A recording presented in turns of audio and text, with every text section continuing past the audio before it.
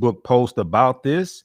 The call came in. The call was made 11:30 a.m. Eastern Standard Time when the another batch of votes came in from Pennsylvania, and the majority of them went for Joe Biden. MSNBC called the Pennsylvania race for Joe Biden. He got the 20 electoral college votes associated with Pennsylvania to put him at 273 electoral college votes and make him president-elect and make him he'll be the 46th president. Donald Trump is not taking this very well, but who cares? This ain't about you. This is not up to you. Some people say, oh, he's not going to concede. U.S. Constitution does not require for an incumbent to concede or a challenger to concede. January 20th, 2021, the 46th president will be Joe Biden. So we're going to give a breakdown of what happened. How's everybody doing? Share this broadcast on your social media platforms. Invite your friends to tune in also. I knew it was coming. If you saw my show yesterday, my Friday night show, and we're on 6 days a week, Monday through Friday, 11 p.m. to 12 midnight Eastern Standard Time. I figured Pennsylvania would be called for Joe Biden today. Joe Biden is going to end up most likely at 306 electoral college votes. He's going to win Arizona. Associated Press called Arizona Wednesday morning, November 4th at 2:50 a.m. Eastern Standard Time. All right, so let's give a breakdown of what happened. And I did a Facebook post here that people are responding to. We're going to read some of your responses. It says, breaking news, MSNBC just called the race for Joe Biden. It's already got over 400 likes. We'll read some of your comments. It's very, very important what I said. This is not over. There are two crucial Senate races in Georgia, January 5th, 2021. The balance of the Senate weighs on those two Senate races. Either Moscow Mitch McConnell can be Senate Majority Leader and Republicans can be in control of the Senate, or if Democrats win both of those two races, Democrats will be in control of the Senate. Mitch McConnell will not be in control of the Senate. And if there's a 50-50 tie in the Senate on a vote, the tie-breaking vote goes to the MVP, Madam Vice President Kamala Harris. This is serious. So let's get into this. How's everybody doing? Everybody share this broadcast on your social media platforms. Invite your friends to tune in also. This is a special broadcast. I did not plan to go live today, but we see what happens.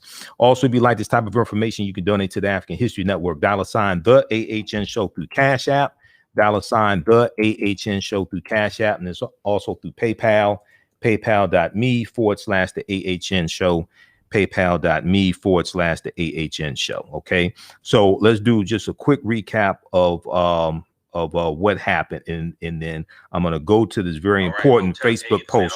I'm going to go to this very important Facebook post that I did also, okay, because a lot of people don't understand this. Let's see here. Let's see if I can pin this. All right. Okay, so I posted, okay, let's look at updates from Washington Post.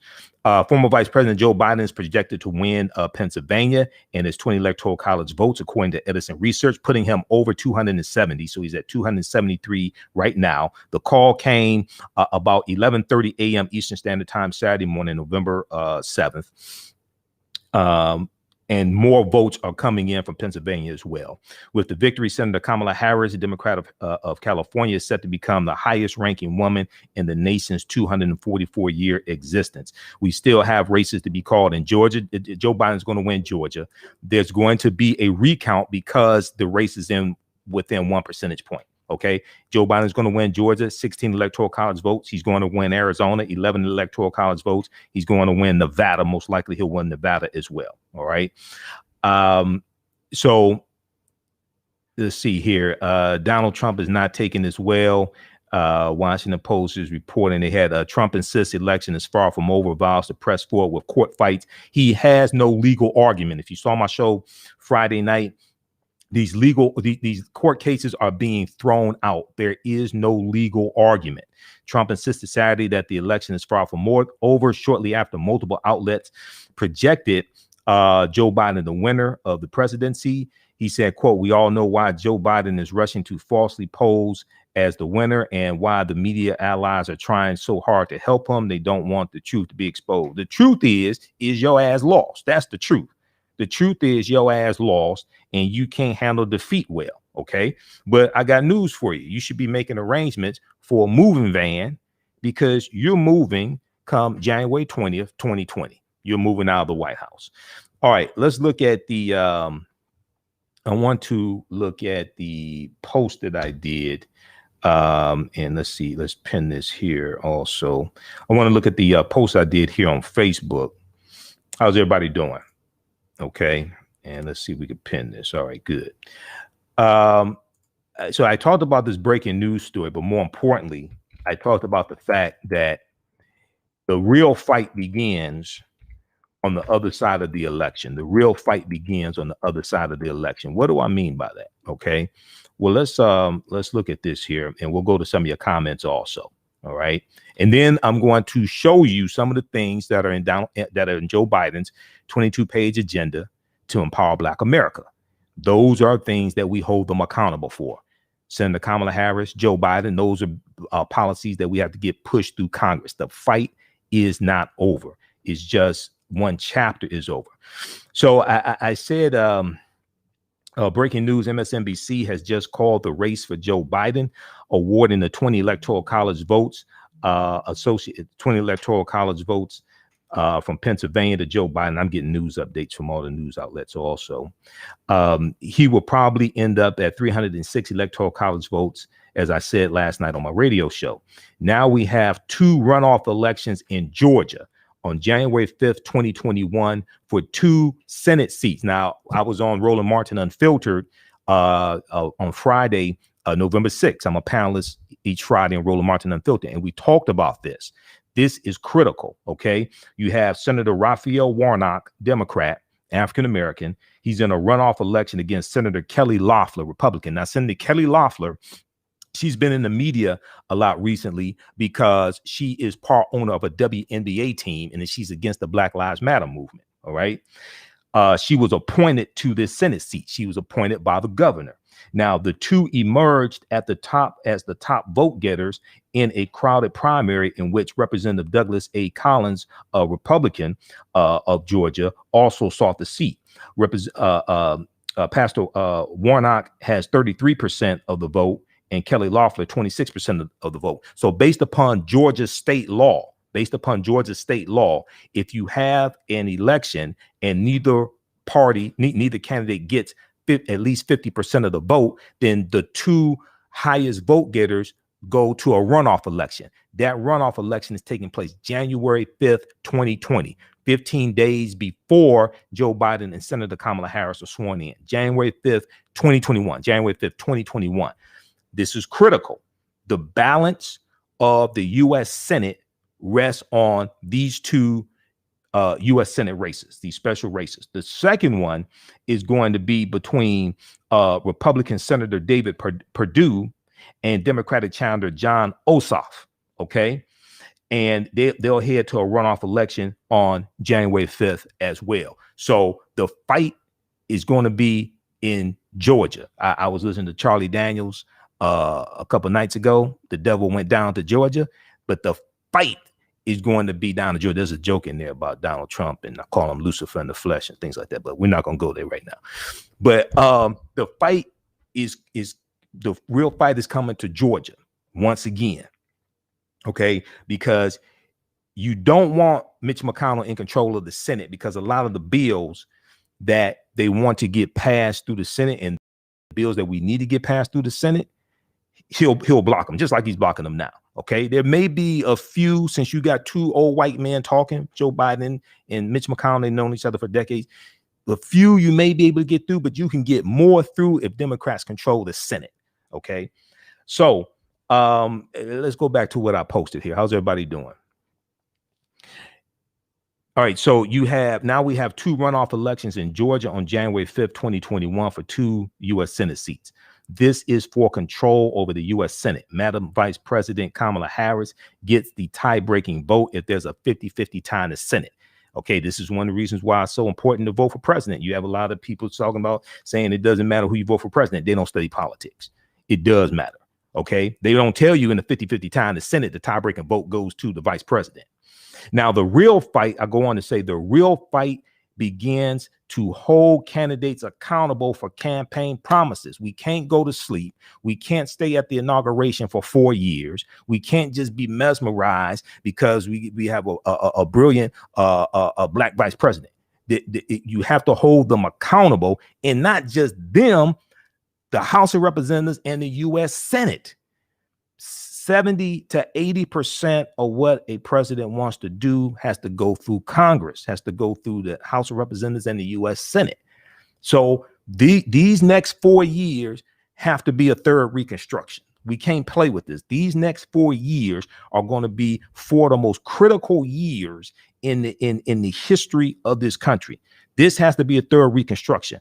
All these policies we've been talking about, the Jobs and Justice Act of 2020, which includes the George Floyd Justice and Policing Act. Okay, the Congressional Black Caucus put that in there because they tried to get it passed in the Senate and didn't get passed.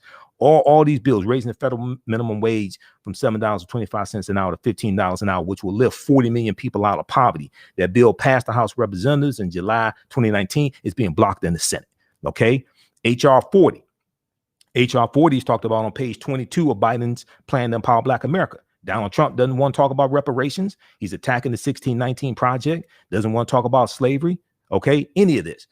All this has to be pushed these next 4 years. Okay, and is no guarantee in the 2022 midterm election that Democrats will maintain control of the House of Representatives. Hopefully they will, but there's no guarantee.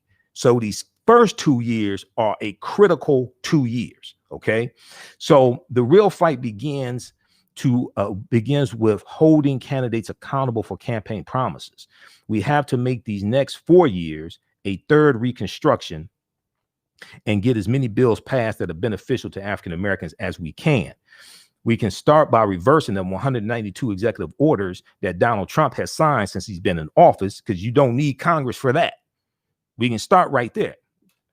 Trump has signed 192 executive orders, okay? And we look at the policies of his Department of Justice that have reversed the criminal justice reforms that were put in place by the Obama administration, such as in March, I think it was, of 2017, Jefferson Beauregard Sessions III, Donald Trump's first attorney general, reversed Eric Holder's, Attorney General Eric Holder's a policy called Smart on Crime in 2013, which backed off of charging low-level nonviolent drug offenders with the longest, harshest sentences.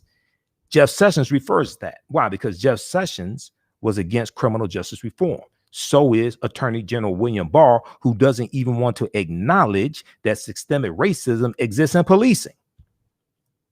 So when I hear people talking about Donald Trump's a champion of criminal justice reform, I'm like, why did he nominate 2 attorney generals who are against criminal justice reform? But when you don't study politics, you fall for this simple Simon ass nonsense. You fall for these talking points. Run that on somebody else that don't read, that don't study this 24/7. Now, I say we can start by reversing the 192 executive orders that Trump has signed. You don't need Congress for that, okay? So let's look at a few things. How's everybody doing? This is why you need to subscribe to the African History Network show. A lot of this simple Simon ass bullshit people are talking about, they don't study politics, okay? I do, all right? The African History Network, the African History Network on Facebook, Michael Imhotep on YouTube. Turn on live notifications so you know when we go live. All right. So let's look at some quick updates here. We're just going to be here for a few more minutes, and I'm on 6 days a week, so I have to do my show Sunday night. And I just got off the air. We did. I got off the air at 1 a.m. this morning, because we did about, I think about 12:30 this morning. I got off the air. So let's look at this. All right.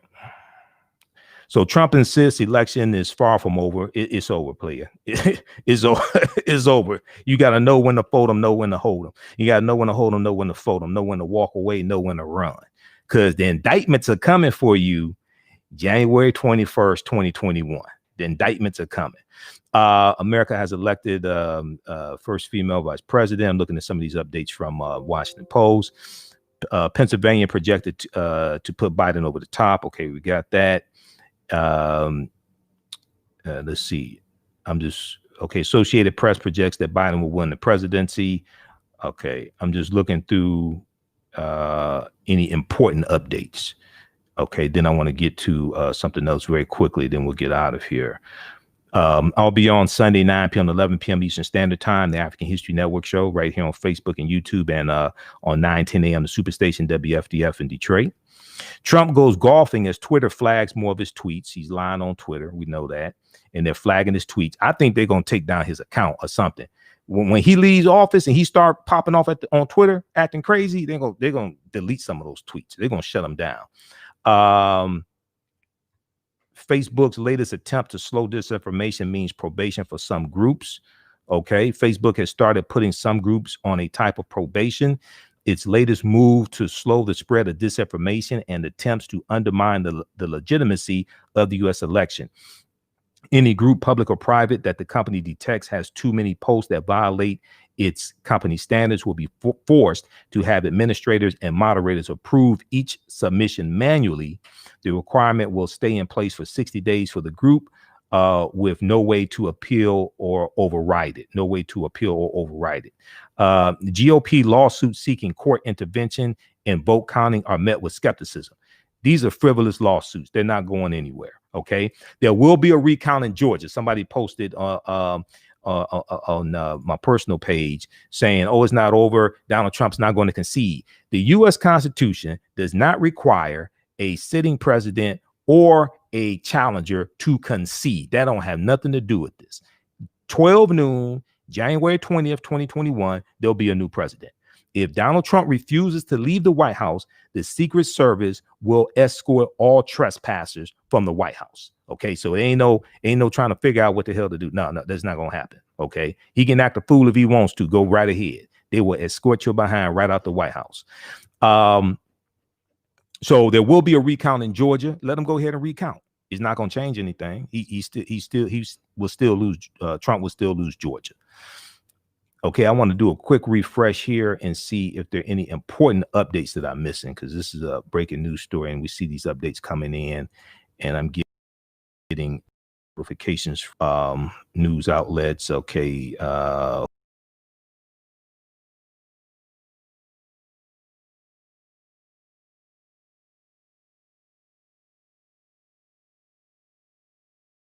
talking about lost many times.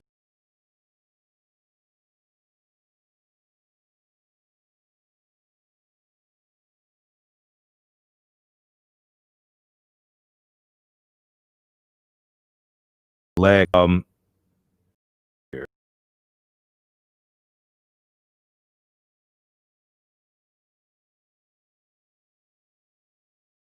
crash.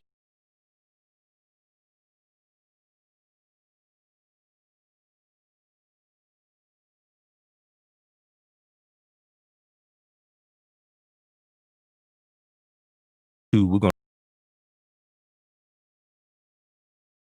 get some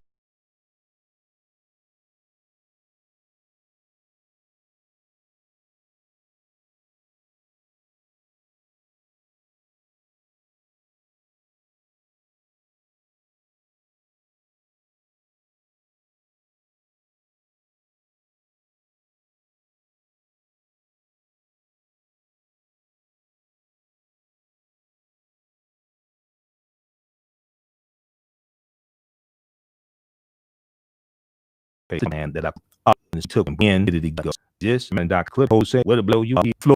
Fantastic. I mean, 77th Amendment, 14th Amendment gives citizenship to African Americans. 15th Amendment gives voting rights. You have the Civil Rights Act of 1866. You have rights being given to African Americans. We're buying property. Where you have the Union troops in the South protecting the rights of African Americans to a certain extent. And also, it's interesting that this all is taking place today, because today is the anniversary of November 7th, 1876, when you had the compromise of 1877, or what led to the compromise of 1877. And this was the Union troops being removed. This was Rutherford B. Hayes the Republican becoming president, in agreement with the Democrats to remove the Union troops out of the South. And the Union troops were protecting the rights of African Americans to a certain extent. And we go back and we look at the four Force Acts, FORCE, the Force Acts in the 1870s, and the Ku Klux Klan Act of 1871, which was used to really break up and control and suppress the Klan. And in October of 1871, President Ulysses S. Grant uses the Force Act, uses the Ku Klux Klan Act of 1871 to declare martial law in South Carolina and crack down on the Ku Klux Klan. We talked about that on my show last week. Okay, so this is, I'm going to pull up this. I was looking at this earlier here, and this is from history.com, official website of the History Channel, because I get the emails from them every day. November 7th, 1876, a little before midnight on election night, the Republican candidate Rutherford B. Hayes admits defeat and goes to bed. How did secret backroom negotiations eventually hand him the presidency? This is, so election day, November 7th, 1876, the Republican candidate Rutherford B. Hayes does not have enough electoral college votes to become president. Neither does Democratic challenger. This leads to the compromise of 1877, which then removes the Union troops out of the South and ends Reconstruction. The first Reconstruction. Second Reconstruction is basically during the Civil Rights Movement. You had the Civil Rights Act of 64, Voting Rights Act of 65, Affirmative Action, September 1965, Executive Order 11246, signed into law by President Johnson. You have Fair Housing Act 1968. You're going to have these gains that are going to be made on various levels. Not everything that we wanted, but you're going to have this taking place, this second Reconstruction. This has to be a third Reconstruction, but go even farther beyond that. The other thing that's important to understand, and I teach about this when I deal with 6 principles of political self-defense, understanding how laws and policies impact the economic conditions of African Americans. We don't understand how to protect our gains that were made. See, we don't understand the concept of protecting gains. This is why you have to, when you have an election that takes place, you have to assess what was accomplished the previous terms, what was the previous 2 years, 4 years, what have you. Understand what's at risk of being reversed, and you have to vote to protect those gains that were made also, because there's always people trying to take away what you have. It's always people trying to take you back. So many times we'll vote transactionally, or we will vote and don't understand a continuum. Okay, we will vote and don't see the connection between this election here and the previous 2 or 3, and not understanding how to see. A lot of people say, well, with an election, it's about what they can do for Black people. Okay, that's only part of it. It's not only about what someone can do for you. Is also understanding how to block and stop what people are trying to do to you. Is also about understanding how to block and stop what people are trying to do to you. This is why I say, people say, oh, well, I'm not going to vote for anybody that doesn't have a Black agenda. Well, first thing you need to do is identify the person who has an anti-Black agenda. Because the candidate with an anti-Black agenda is even worse than the one that don't have a Black agenda, because they may have policies that are beneficial for you, but they just help everybody. It's not specifically for African Americans, or they don't just focus on African Americans, but they may have policies that benefit everybody.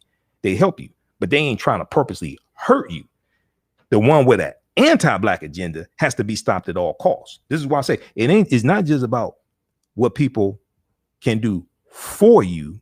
It's also understanding how to block and stop what people are trying to do to you, because there's always people trying to take you back and take away what you have. All right. So, okay, let's continue with this. Police reform has to rank up there. Police reform is huge. That's part of the Jobs and Justice Act of 2020. We talked about that here on this show from the Congressional Black Caucus. Okay, because the George Floyd Police and Justice Act, They could not get that passed in the Senate. Senator Kamala Harris, Senator Cory Booker fought to try to get that passed in the Senate. They didn't have the votes. Republicans control the Senate.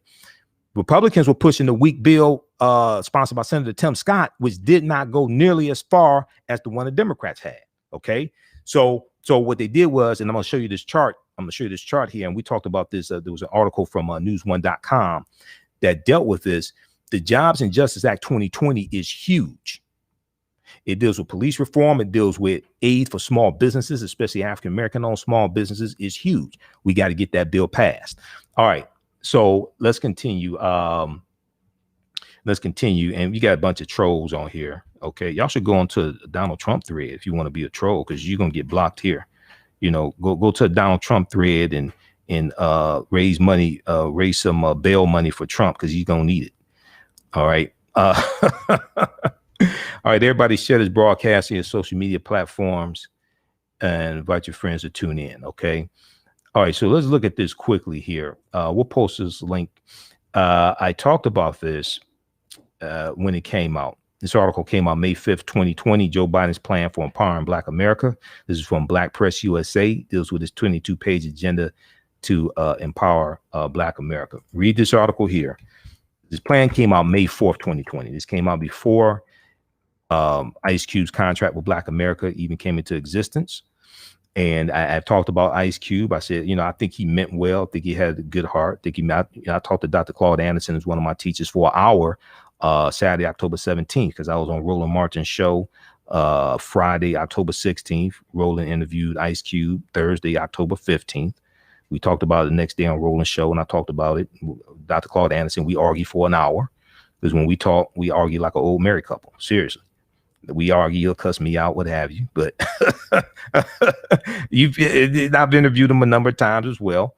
But Ice Cube will now be able to meet with the Biden administration, because according to his interview, he said when he met, there was a Zoom call between Ice Cube's team and Representative Cedric Richmond, who was Joe Biden's co-chair, Simone Sanders, senior advisor to Joe Biden to the campaign, and Mayor Keisha Lance Bottoms. The Politico.com has an extensive account of all this stuff that happened on the Trump side and the Biden side. Now, we talked about that article before from Politico. September 8th, 2020, there was a Zoom call between Ice Cube's camp and I think, and I remember correctly, I think he was on that call, and the Biden campaign. Okay. And as he told Roland, he said they said they like 85% of what was in the plan. Now, a lot of that stuff was already in Biden's plan, because Biden's plan came out May 4th, 2020. This is what a lot of people don't know. But he said, you know, we'll talk after the election. We'll you know, now Representative Cedric Richmond came out and said that's not how it happened. We told him we like what's in the plan. You need to flesh some of this stuff out. Okay. But nonetheless, he can now meet with them. All right. So ain't nothing to argue about. As far as I'm concerned, ain't nothing to argue about. All right. But people should not put Ice Cube in the same class as Lil Wayne. Ice Cube didn't endorse anybody. Lil Wayne did. Okay.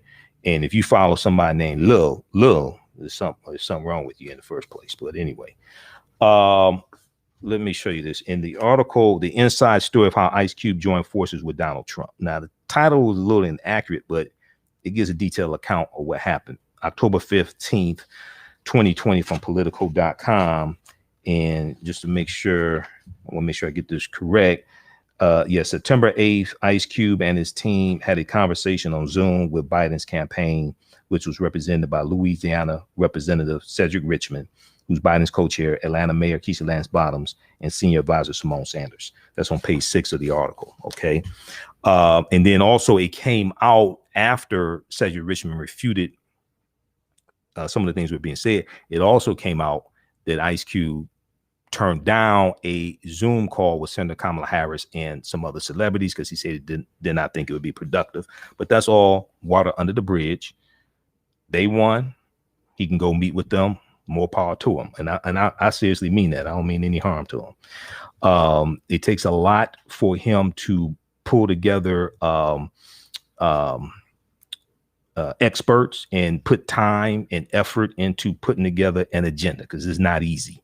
Okay. And really it's a thankless job. So I think he meant well. I think he's still learning and evolving. Okay.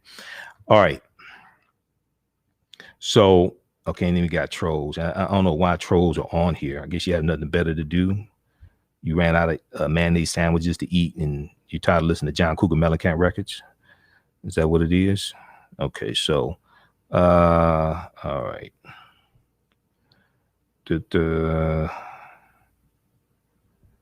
All right. Okay, so let's look at this. We're going to turn on the screen share. I want you to be able to see this.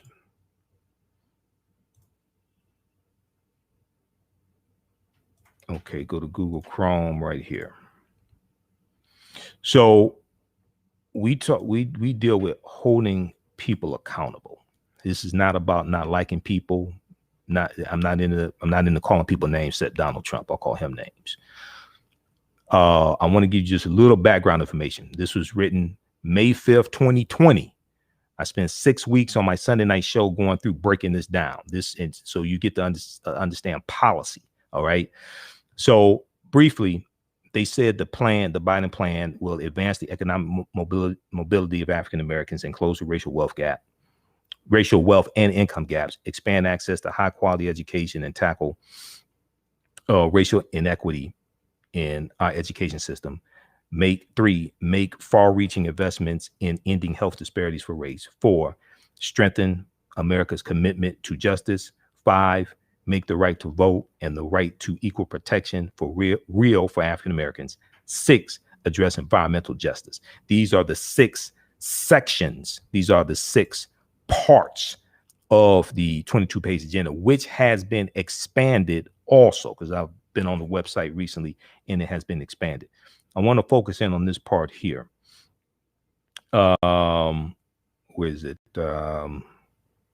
Okay, first thing they do in the agenda, and I'm going to show it to you, is talk about the impact coronavirus has had on African Americans. Let's see here. Where is it? There's a part I'm looking for. They talk about putting it together, putting the agenda together. Damn. Hold on.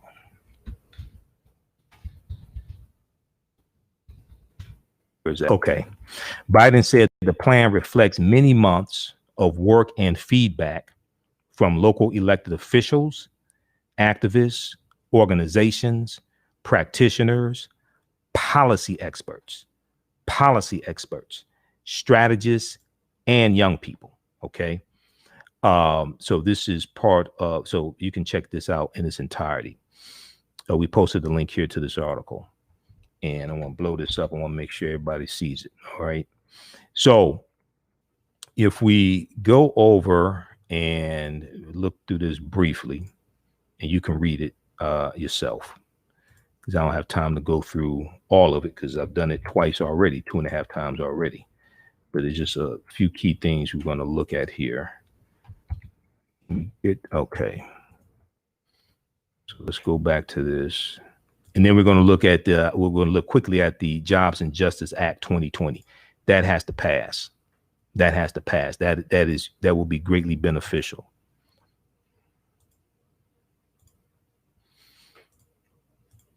Okay. So first, it talks about the devastating impact coronavirus has had on African Americans. We already gave you this link. We'll post it again. Then it breaks down the 6 parts of the agenda. Okay. Then part 1, it deals with pages 2 through 11 deal with economic empowerment for African Americans. Pages 2 through 11 deal with economic empowerment for African Americans, and also printed it out as well. So if you watch my show, you know we've gone through this. Okay. So I also printed it out as well. So you can print it out.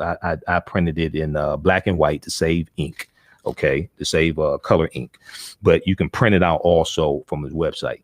And these are things we push for also. Now, other agendas are cool. I'm not saying this is the only agenda. Don't get me wrong. Other agendas are cool. These are things we push for at the local, state, and federal level, not just at the federal level. So some of this stuff also applies locally as well. Okay. All right. Advance the economic mobility of African Americans and close the racial wealth and income gaps. Okay. We'll just look at highlights. Invest in African American businesses and entrepreneurs, in ensuring equal access to credit and capital, ensuring equal access to credit and capital. African American businesses often lack the capital they need to succeed. African American businesses are rejected at a rate nearly 20% higher than the white-owned firms. Even worse, African American businesses that do get funding receive only 40% of the funds requested, as compared to 70% for white businesses. To increase investment and access to capital, Biden will, we're just going to look at the highlights. You can read this for yourself. Double funding for the state small business credit initiative. Expand the new markets tax credit, make the program permanent, and double community development financial institutions, the CDFI funding. Okay. 3, improve and expand the small business administration programs that most effectively support African American owned businesses. And then they go and break this down. Also, click on these links. Okay, this gives you more information.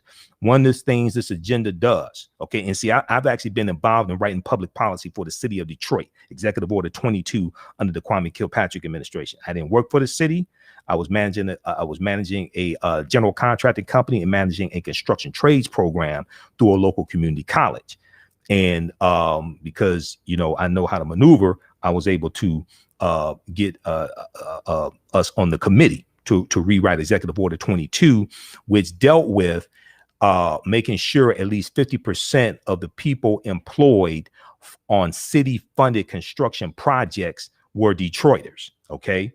Making sure at least 50% of the people employed on city-funded construction projects were Detroiters, okay? Now, that excluded road construction, because road construction was not funded by the city of Detroit. All right. Now, based upon the 1964 Civil Rights Act, and as the corporate counsel for the city of Detroit, and and she also headed up the committee, as she explained to us, it's illegal for us to write the law and say 50% of the people had to be black or 50% had to be African Americans that are higher, but you can say 50% Detroiters.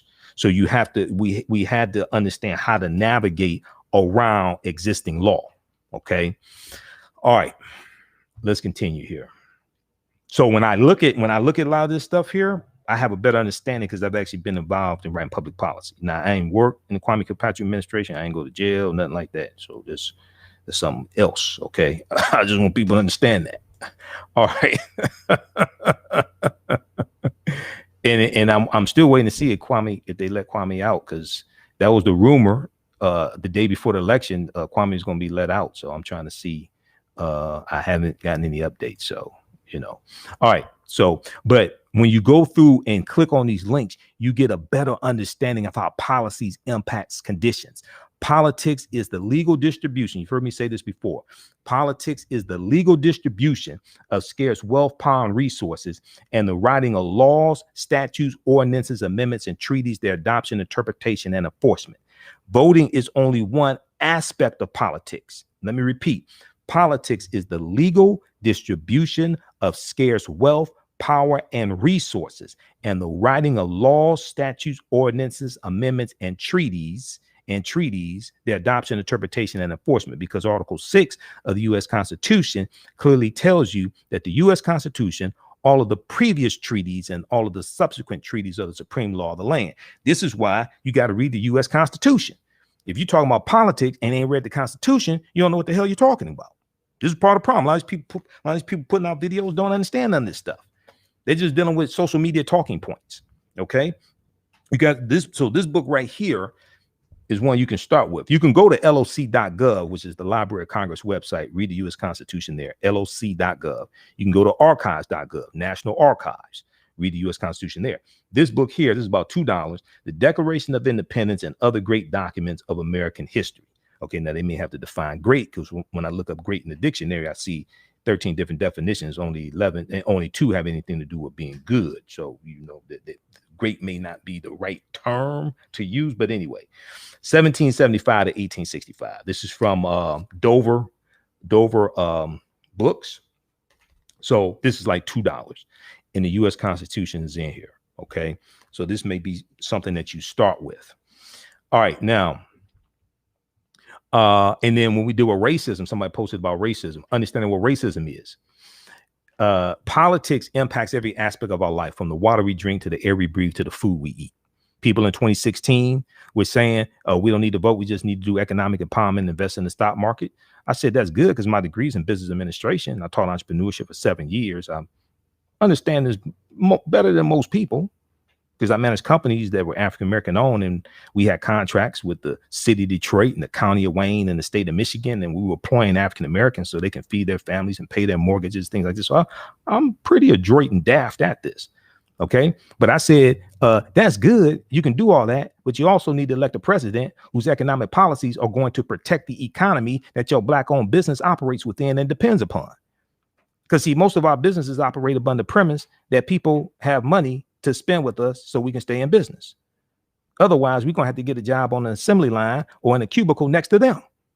You're going to have a grand opening and grand closing. So when you allow a president, when you allow somebody to become president who has no understanding of the economy, who thinks the economy is the stock market, and it's not, okay, who mishandled the coronavirus, which tanked the economy and ended 113 consecutive months of private sector job growth that started under President Barack Obama. When you have somebody that doesn't understand that, guess what? 40%, 41% of Black owned businesses have gone out of business as of April this year. We saw reported by the New York Federal Reserve. Washington Post has an article dealing with this, okay, dealing with how small Black businesses have been devastated by the coronavirus economy. It's probably 50% of Black owned businesses that have gone out of business as of now because of coronavirus and the economy. Okay, you still got 25 million people who are collecting unemployment. All right, so and then we just saw, and I talked about this on my show. We see the article from October 16th from NBC News. 8 million Americans slipped into poverty amid coronavirus pandemic, new study says. This is as of May. Since May 2020, 8 million Americans have slipped into poverty because of the coronavirus pandemic.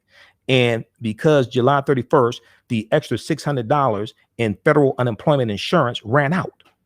Researchers looked at the devastating financial effect the pandemic has had on Americans, with Blacks, Latinos, and children faring the worst. I got a ton of information like this dealing with the devastating impact that coronavirus has had on African Americans, Hispanics, poor people. Now, what a lot of people are not talking about is on the other side of this pandemic, there's going to be a massive number of foreclosures and evictions. And guess who's going to bear the brunt of that? Yeah, that is going to be us. Okay, this is why elections have consequences. All right, so let's look at this. We've got Sherry. We've got some trolls. I've got trolls in different area codes. They have nothing better to do. Don't understand politics. Okay, but anyway. All right, let's continue. So let's go back to this. All right. Increase opportunities for African-American owned businesses to participate in federal contracts. Increase opportunities for African-American owned businesses to obtain or participate in federal contracts. In the aftermath of the 2008-2009 financial crisis, well over $100 billion of federal prime contracting dollars were awarded to minority-owned small businesses. And between 2013, the Obama-Biden administration increased federal prime contract dollars going to small disadvantaged businesses, $30.6 billion to $39.1 billion. The Obama-Biden administration also created the Interagency Task Force on Federal Contracting Opportunities for Small Businesses, which included a focus on contracting opportunities for minority-owned businesses. Okay, read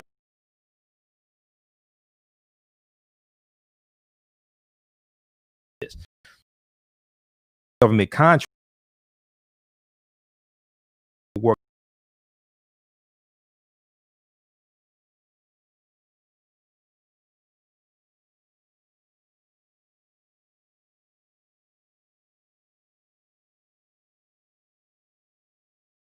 be correct.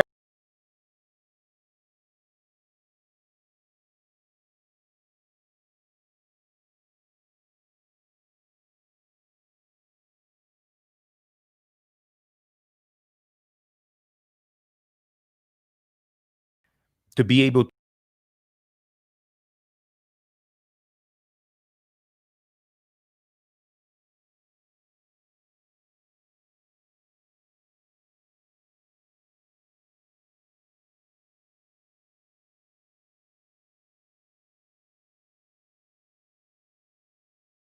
it's just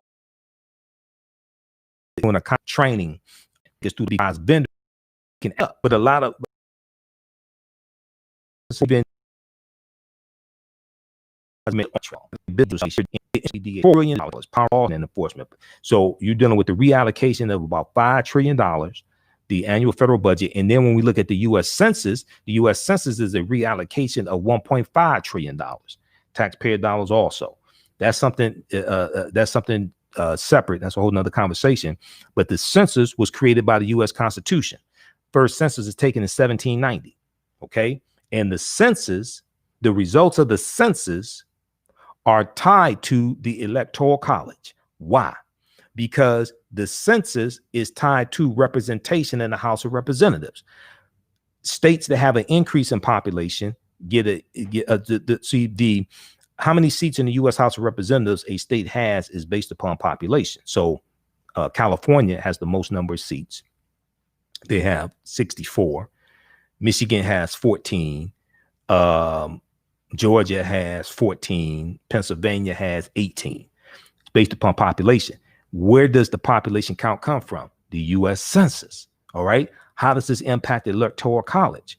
Well, you take the number of members of the U.S. House of Representatives. You add to that the number of members in the U.S. Senate. Every state has 2 based upon the Constitution. That tells you how many votes in the Electoral College a particular state has.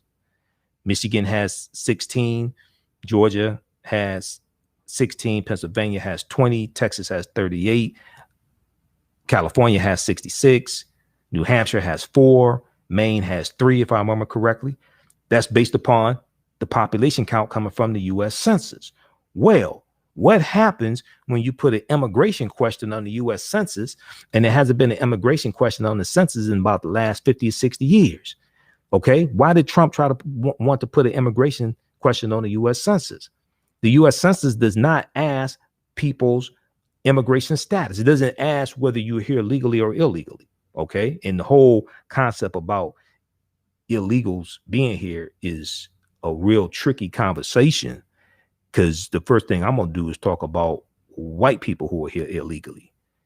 And we'll talk about the Mexican-American War of 1846 to 1848 that ended with the Treaty of Guadalupe Hidalgo.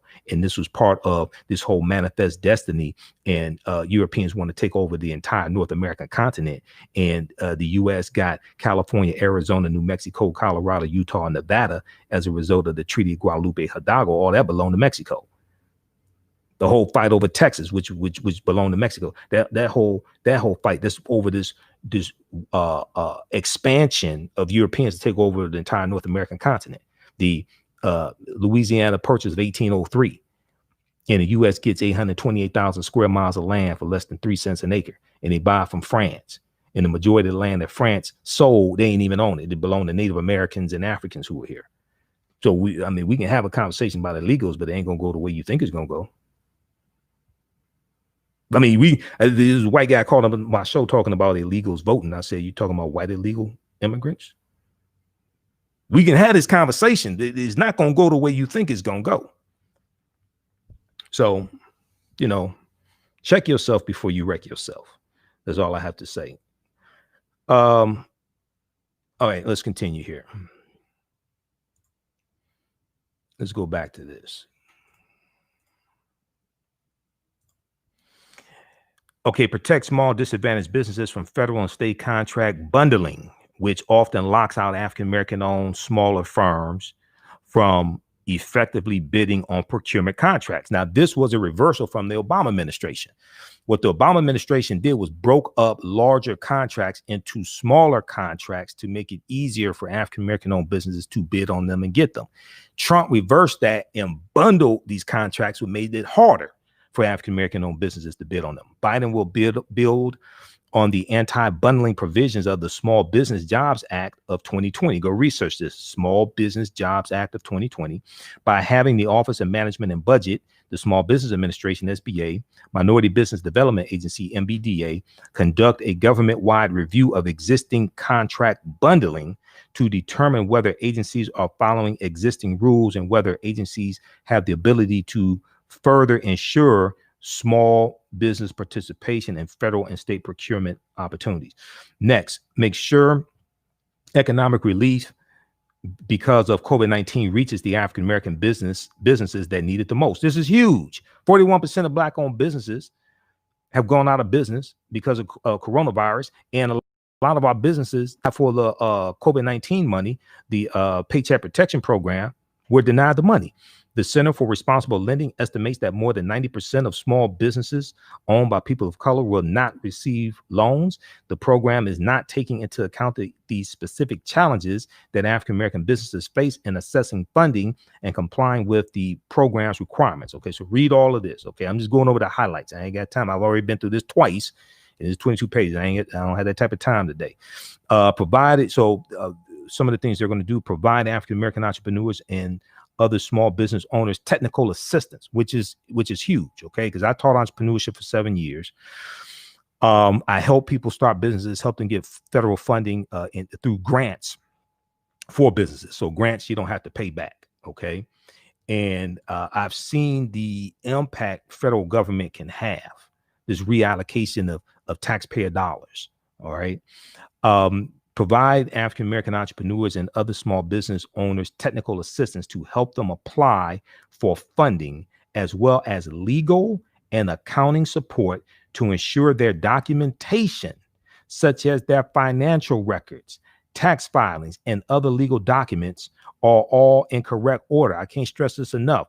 A lot of businesses, I've seen it before, a lot of businesses can't become authorized vendors of city, state, county government, federal government, not because they can't do the job, because their paperwork is not correct. You got to submit that. With Wayne County, we had contracts with Wayne County under when Wayne County Executive Robert, and then you had Connell came in. There was a change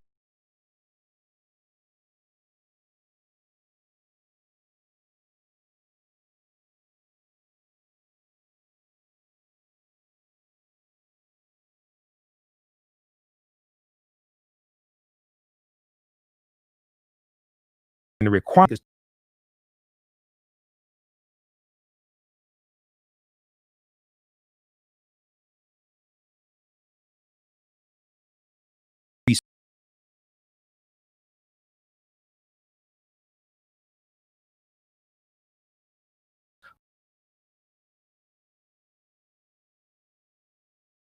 vendor of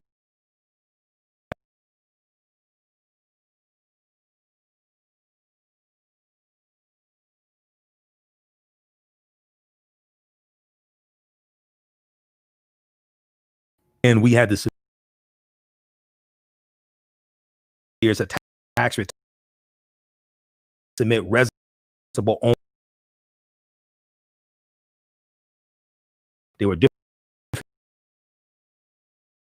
Okay, and see what you do is all facility process. A lot of American-owned business just because they tax programs, the employees are less, which will definitely benefit African-American-owned businesses if you apply for the money. Okay, this is another thing. If you apply for the money, so you can't say I'm a business owner, I ain't getting any money, and you ain't apply for nothing. Okay, you have to apply for money to get it. You have to buy a lotto ticket to win. I'm just saying. Okay, so people understand this. They ain't gonna just come knock up on your door and say, "Would you like $50,000?" No, you have to apply for the money first. All right, I don't want people to misunderstand this. Okay, so let's continue. Now, incidentally, in Donald Trump's 2-page Fool's Gold plan, his agenda for Black America, his Fool's Gold plan, he didn't mention coronavirus at all. I wonder why, because he has no plan for it. But don't worry, you don't need a plan now. It's all right. You don't need a plan now. Okay, you need to be calling the moving van. That's what you should be doing. And you should be paying your legal bills because you're gonna need your attorneys come January 21st because the indictments are coming. Okay, reserve half of all new PPP funds for small businesses with 50 employees or less. Produce a weekly dashboard to show which small businesses are accessing loans. Produce a weekly dashboard to show which small businesses are accessing loans. Because what they did with a lot of these people that got this money, there's no accountability for it. With a lot of these people that got this money under Trump, because remember, Trump removed the inspector general that was supposed to oversee a lot of this stuff with the PPP money. He removed that. He removed that inspector general and put in one of his cronies. Okay, this is dude. Look, I have never read about corruption like this in the U.S. until this administration. I read about corruption in the U.S. Ain't nothing like this. He makes Richard Nixon look like a choir boy. So there's going to be a whole lot of Queen Letitia James, Attorney General of state of New York. She's gonna tear his behind up. Okay, this is the first time he got his ass whooped by a woman that he didn't have to pay for it. I'm just saying. I don't know. Maybe I shouldn't say that. I don't know, but. Expand African-American home ownership and access to affordable, safe housing. This is huge. One of the main ways people accumulate wealth in this country is through home ownership. We know because of redlining. We know because of the GI Bill signed into law by President Roosevelt in 1994. A lot of these programs we were excluded from, and not allowed to buy homes, and not allowed to accumulate wealth through home ownership. The gap between African-American and white home ownership is larger today than when the Fair Housing Act was passed in 1968. This has contributed to a jaw-dropping racial wealth gap, nearly 1,000% between median and white and African-American households. Because home ownership is how most families save and build wealth. Because home ownership is how most families save and build wealth. The disparity in home ownership is a central driver of the racial wealth gap. As President Joe Biden will invest $640 billion over 10 years, so every American has access to housing that is affordable, stable, safe, and healthy, etc. Okay, help families buy their first homes and build wealth by creating a new refundable, advanceable tax credit of up to $15,000. A new refundable, advanceable tax credit of up to $15,000. Read the details on this. Okay, I don't have time to go through all this. Tackle racial bias that leads to homes in communities of color being assessed by appraisers below their fair value. Okay. Housing in communities primary. So basically for African-American homes, it is 160 billion. They're valued at $160 billion less than white homes. The Brookings Institute had a study that dealt with this. Okay. Housing in communities primarily comprised of people of color is valued at tens of thousands of dollars below majority white communities, even when all other factors are the same, contributing to the racial wealth gap. This is true. To counteract this racial bias, Biden will establish a national standard for housing appraisals that ensures appraisers have adequate training and full appreciation for neighborhoods and do not hold implicit biases because of lack of community understanding. Next, roll back Trump administration policies gutting fair lending and fair housing protections. Strongly enforce fair credit reporting laws and create a new public credit reporting agency. Read the rest of this. All this deals with economics. All this deals with strengthening our economic condition, deals with wealth creation, home ownership, and attacking redlining are two important things. Also, increasing the federal minimum wage from $7.25 an hour to $15 an hour, which is part of his agenda, is part of his Build Back Better plan as well, which Moody's Investments did a study of Trump's economic plan, or lack thereof, and Biden's. And he said Biden's plan will create 18 million jobs and 7 million more jobs than Trump's plan. Okay. Also, it's important to note that the Obama-Biden administration created 1.5 million more jobs in the last 3 years, in the last 3 years of that administration than the first 3 years of the Trump administration also. Okay, just throw that in there as well. Okay, let's continue here. I'm just going over the highlights because this is 22 pages. I don't have time to get through all of this.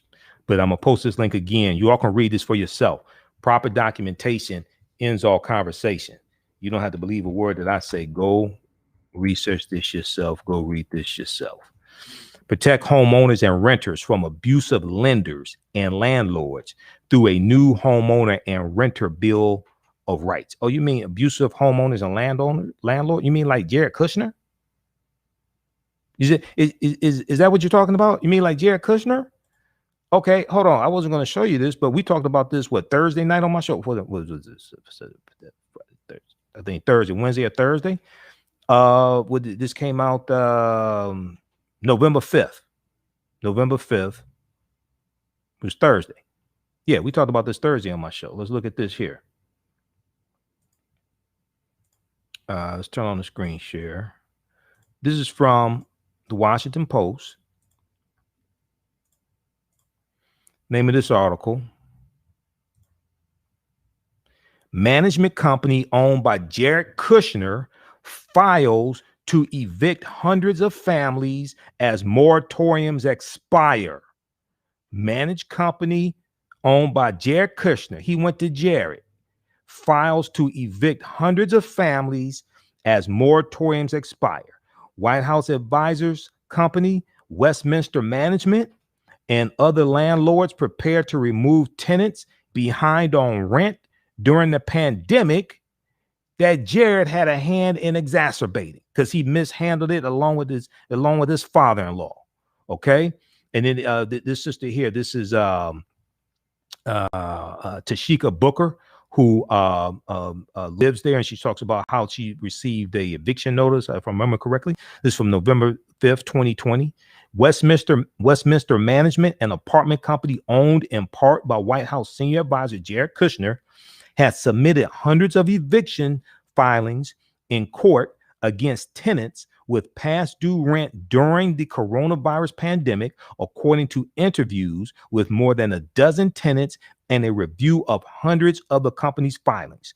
A state eviction moratorium currently bars Maryland courts from removing tenants from their homes, and a federal moratorium offers renters additional protection. But like other landlords around the country, Westminster has been sending letters to tenants threatening legal fees and then filing eviction notices in court, a first legal step toward removing tenants. Those notices are now piling up in local courthouses as part of a national backlog of tens of thousands of cases that experts warn could lead to a surge in displaced renters across the country as eviction bans expire and courts resume processing cases. Read the rest of this article here from the Washington Post. Okay, you already had 8 million Americans slip into poverty since May of 2020. 8 million Americans slip into poverty. There's going to be a massive number of nations on the other side of this pandemic.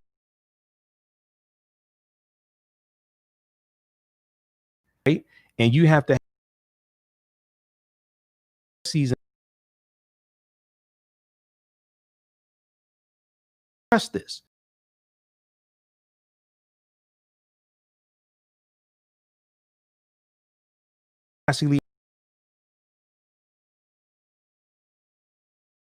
Of people, and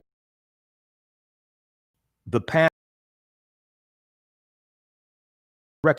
Friday down reported the getting treated them, so you can So it's going to get worse, and you have incompetent leadership in the White House. And we just saw, as I reported on my show yesterday, we just saw that Donald Trump's chief of staff, Mark Meadows, has coronavirus as well. The story just broke Friday night, November 6th, that he has coronavirus also. So the chickens are coming home to roost. This is what's taking place. All right, let's continue here. How's everybody doing? If you'd like this type of information, also you can donate to the African History Network, $ the AHN Show through Cash App, $ the AHN Show through Cash App, then also through PayPal, paypal.me /the AHN Show, paypal.me /the AHN Show, and at our website, AfricanHistoryNetwork.com. Okay, click on the yellow donate button because that really helps, especially being that we're here 6 days a week instead of 1 day a week. Okay, it helps us keep doing the research and stay on the air. African American business owners, post the name of your business here on the thread of the broadcast. We'll let you know how you can advertise with the African History Network. Email us at customerservice@AfricanHistoryNetwork.com, customerservice@AfricanHistoryNetwork.com. Now, the Black History 101 Mobile Museum is now scheduling people for in-person and virtual exhibits. The founder of the Black History 101 Mobile Museum is Dr. Khalid Al-Hakim, who was named among the change makers of NBC Universal's Erase the Hate campaign and listed as one of the 100 men of distinction for Black enterprise. For 25 years, the Black History 101 Mobile Museum has carried on the rich legacy of the Black Museum movement in America by showcasing original artifacts of the Black experience at colleges, universities, K-12 schools, corporations, libraries, conferences, and cultural events, making it the most traversed Black history mobile exhibit in American history. Now, a lot of times people are at home and they're hungry, they want a snack. Well, have you tasted the No Frowny Brownie from the Pink Bakery? The pinkbakery.com is the first Black-owned Big 8 allergen-free baking mix company. If you have not tasted their No Frowny Brownie, then what are you waiting for? They are vegan, gluten-free, and free of the Big 8 allergens. Visit their website, thepinkbakery.com, thepinkbakery.com. Now, with the stock market surging some, and it goes up and goes down, but it surges some people want to learn about investing in the stock market. Well, theprofitroom.com can help you with this. Theprofitroom.com is a stock market trading and education company that has mentorship programs that are designed for beginners. They teach individuals how to create generational wealth through trading and investing in the financial markets. They specialize in day trading and one-on-one mentorship, but also teach about stocks, options, futures, and the foreign exchange market. Visit their website, theprofitroom.com. theprofitroom.com. That's PROFIT, theprofitroom.com. Let them know you found out about this from the African History Network. Okay, let's go back to this and email us at customerservice@AfricanHistoryNetwork.com.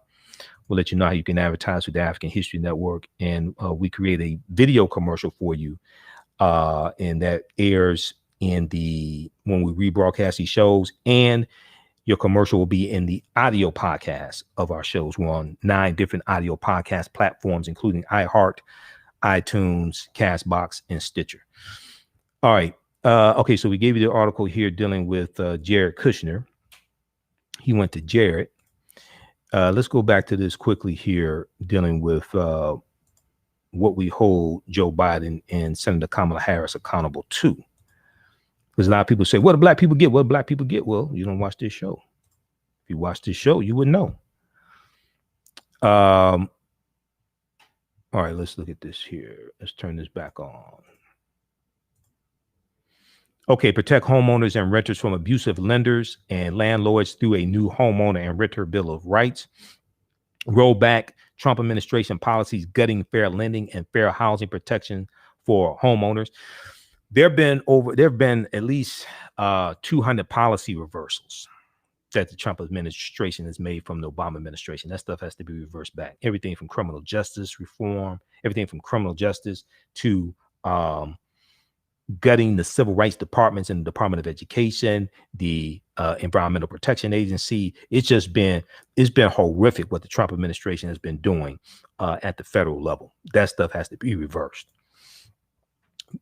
Give local elected officials the tools and resources they need to combat gentrification. give local elected officials the tools and resources they need to combat gentrification. Biden will implement the Obama-Biden administration's affirmatively furthering fair housing rule, requiring requiring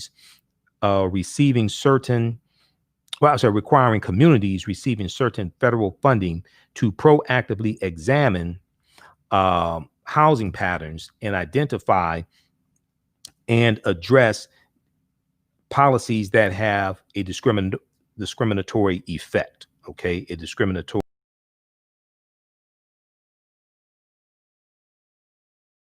This rule of the fair housing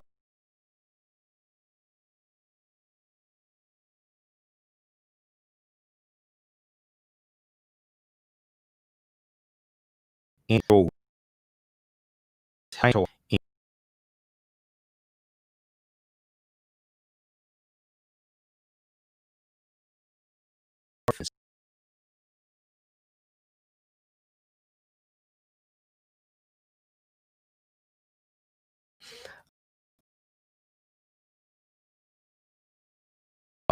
hold for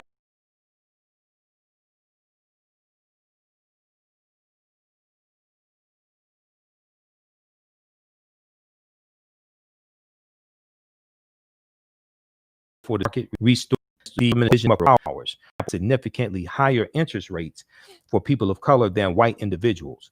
Biden will return power to the division so it can protect consumers from discrimination. So one of the first things, so Trump has really weakened the Consumer Financial Protection Bureau.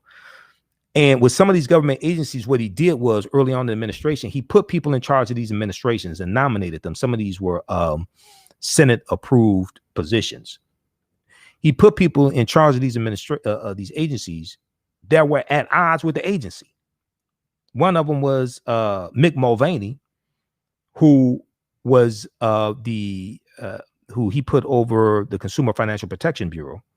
Okay. And Mick Mulvaney has been in odds with the Consumer Financial Protection Bureau. This is a devastating impact that Trump has had at the federal level with these various agencies. Okay, let's continue. Strengthen and expand the Community Reinvestment Act to ensure that our nation's bank and non-bank financial services institutions are serving all communities. Eliminate local and state housing regulations that perpetuate discrimination. Increase access to affordable housing. Biden will invest in expanding the supply of affordable housing by one, establishing the $100 billion affordable housing fund to construct and upgrade affordable housing. Two, providing tax incentives for the construction of more affordable housing in communities that need it most. Okay, then we have protect homeowners during the COVID-19 crisis. This is huge. There's a massive number of evictions coming. Biden has previously called for a rent freeze for qualifying individuals for the duration of the crisis, a rent freeze for qualifying individuals for the duration of the crisis, and a halt to foreclosures and evictions as people get back on their feet. Some banks are raising mortgage borrowing standards and requiring significantly higher down payments.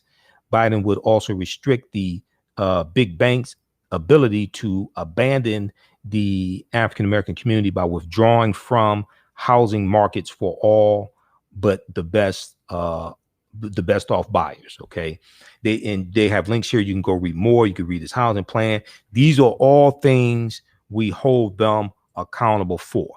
We can't stay at the inauguration for 4 years.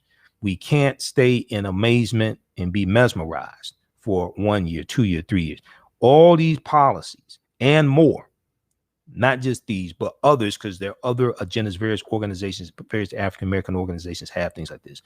All this, we got to push through, especially this first 2 years. We don't know if Democrats will maintain control of the House of Representatives in the 2022 midterm election. Hopefully they will.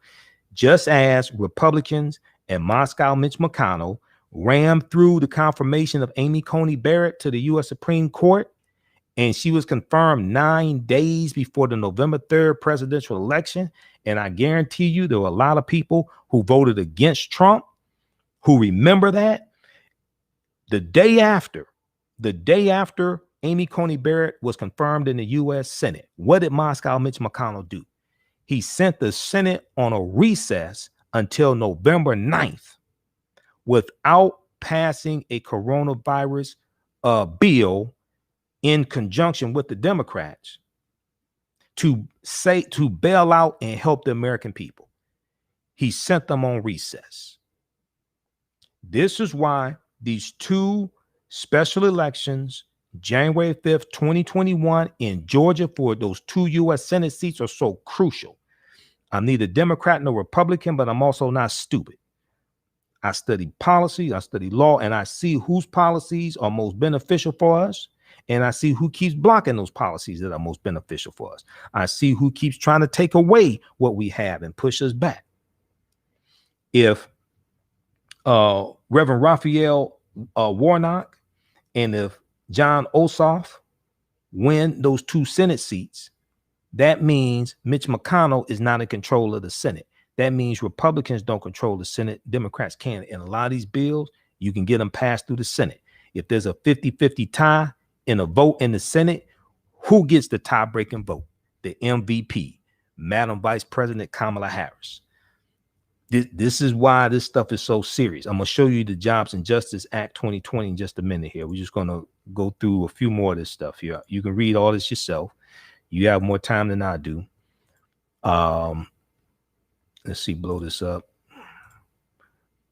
How's everybody doing now? Is anybody besides Roland Martin, is anybody going through this stuff with you all before? We've been doing this since May of 2020. Okay. And being that I'm using Restream now and learn how to use the screen share, I'm actually showing it to you. Protect homeowners during the COVID-19 crisis. Donald Trump in his 2-page Fool's Gold plan for Black America, he didn't even talk about coronavirus. Promote wealth building and a more secure retirement. Promote equitable wealth building and a more secure retirement. The typical white family holds approximately 10 times as the typical African-American family, a disparity that dramatically increased over the past half century. Today, the typical wealth of a white family is $171,000 compared to just $17,600 for the typical African-American family. This inequity means that many African-American families have insufficient wealth to enjoy a secure retirement. This means many African-American families have insufficient wealth to enjoy a secure retirement. In fact, in 2016, the average African-American family had just $25,000 saved for retirement, due in part to a retirement saving system that affords limited incentives for middle-class African-American families to save for retirement. To make the U.S. retirement system more secure and equitable, Biden will, 1, equalize the tax benefits of defined contributions. Equalize the tax benefits of defined contributions. 2, remove penalties for caregivers who want to save for retirement. Remove penalties for caregivers who want to save for retirement. African Americans, especially African American women, are disproportionately make up caregivers. African Americans are more likely to be caregivers than whites. They also bear disproportionate caregiving responsibilities relative to white caregivers. Biden will support informal caregivers by allowing them to make catch-up, quote unquote, catch-up contributions to retirement accounts, even if they're not earning income in the formal labor market, as has been proposed in bipartisan legislation by Representatives Jackie Walowski and Harley Ruda. Next, give small businesses a tax for starting a retirement plan and giving workers the chance to save at work. Half of African-American workers lack access to a retirement saving plan at work. Biden calls for widespread adoption of workplace savings plans and offers tax credits to small businesses to offset much of the cost. Next, make Social Security benefits more generous and equitable. Make Social Security benefits more generous and equitable. Older African Americans disproportionately depend on Social Security benefits, for retirement income. To bolster retirement security for older African Americans who have spent a lifetime working, the Biden Social Security, or Biden-Harris Social Security Reform Plan will raise benefits for vulnerable beneficiaries, including widows and widowers, low-wage workers, and long-duration beneficiaries who may have exhausted all other assets. In addition, Biden proposes to boosting average benefits across the board while putting Social Security on a long-term path to solvency by raising payroll taxes for workers with more than $400,000 in earnings. Okay. Next, in communities that need it most, fully implement Congressman James Clyburn's 10-20-30 plan to help all individuals living in persistently impoverished communities. To tackle persistent poverty in all communities in both urban and rural America, 25% of African Americans live in rural America.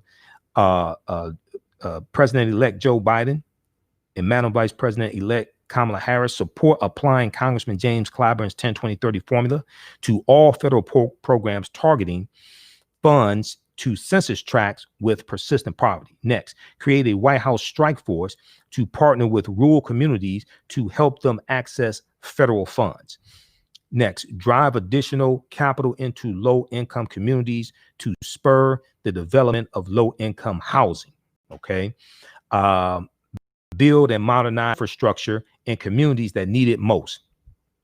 Biden has offered a transformational $1.3 trillion plan to create millions of good-paying union jobs, roads, ports, waterways, schools, broadband, schools, and more.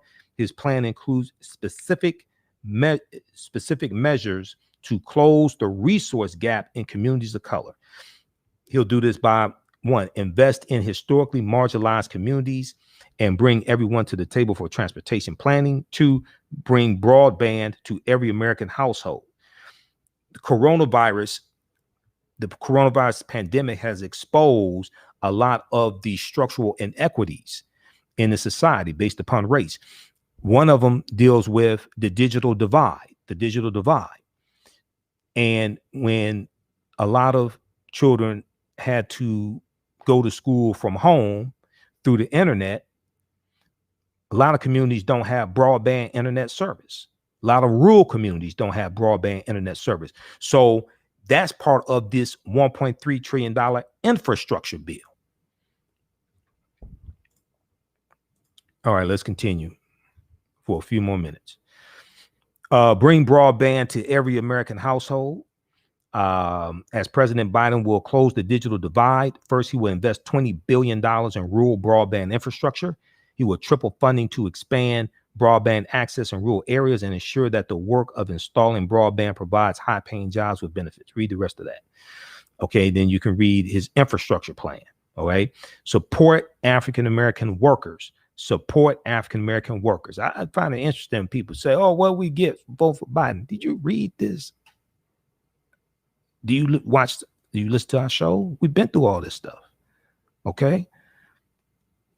Biden is proposing a plan to grow a stronger, more inclusive middle class, the backbone of the American economy, by strengthening public and private sector unions and helping all workers bargain successfully for what they deserve. Biden knows that African Americans face unique challenges as workers. Biden will support these workers by, one, fight for equal pay. African American women earned 61 cents for every dollar that the average white male made in 2017. This totals $23,653 less in earnings in a year and $946,120 less in a lifetime. This deals with Black Women's Equal Pay Day. We've talked about this numerous times on this show. This deals with Black Women's Equal Pay Day. This ties into the bill that Democrats passed in the House of Representatives in July 2019 to raise the federal minimum wage from $7.25 an hour to $15 an hour. Okay. This ties into a couple of nights ago on our show. We talked about this story here from blackenterprise.com.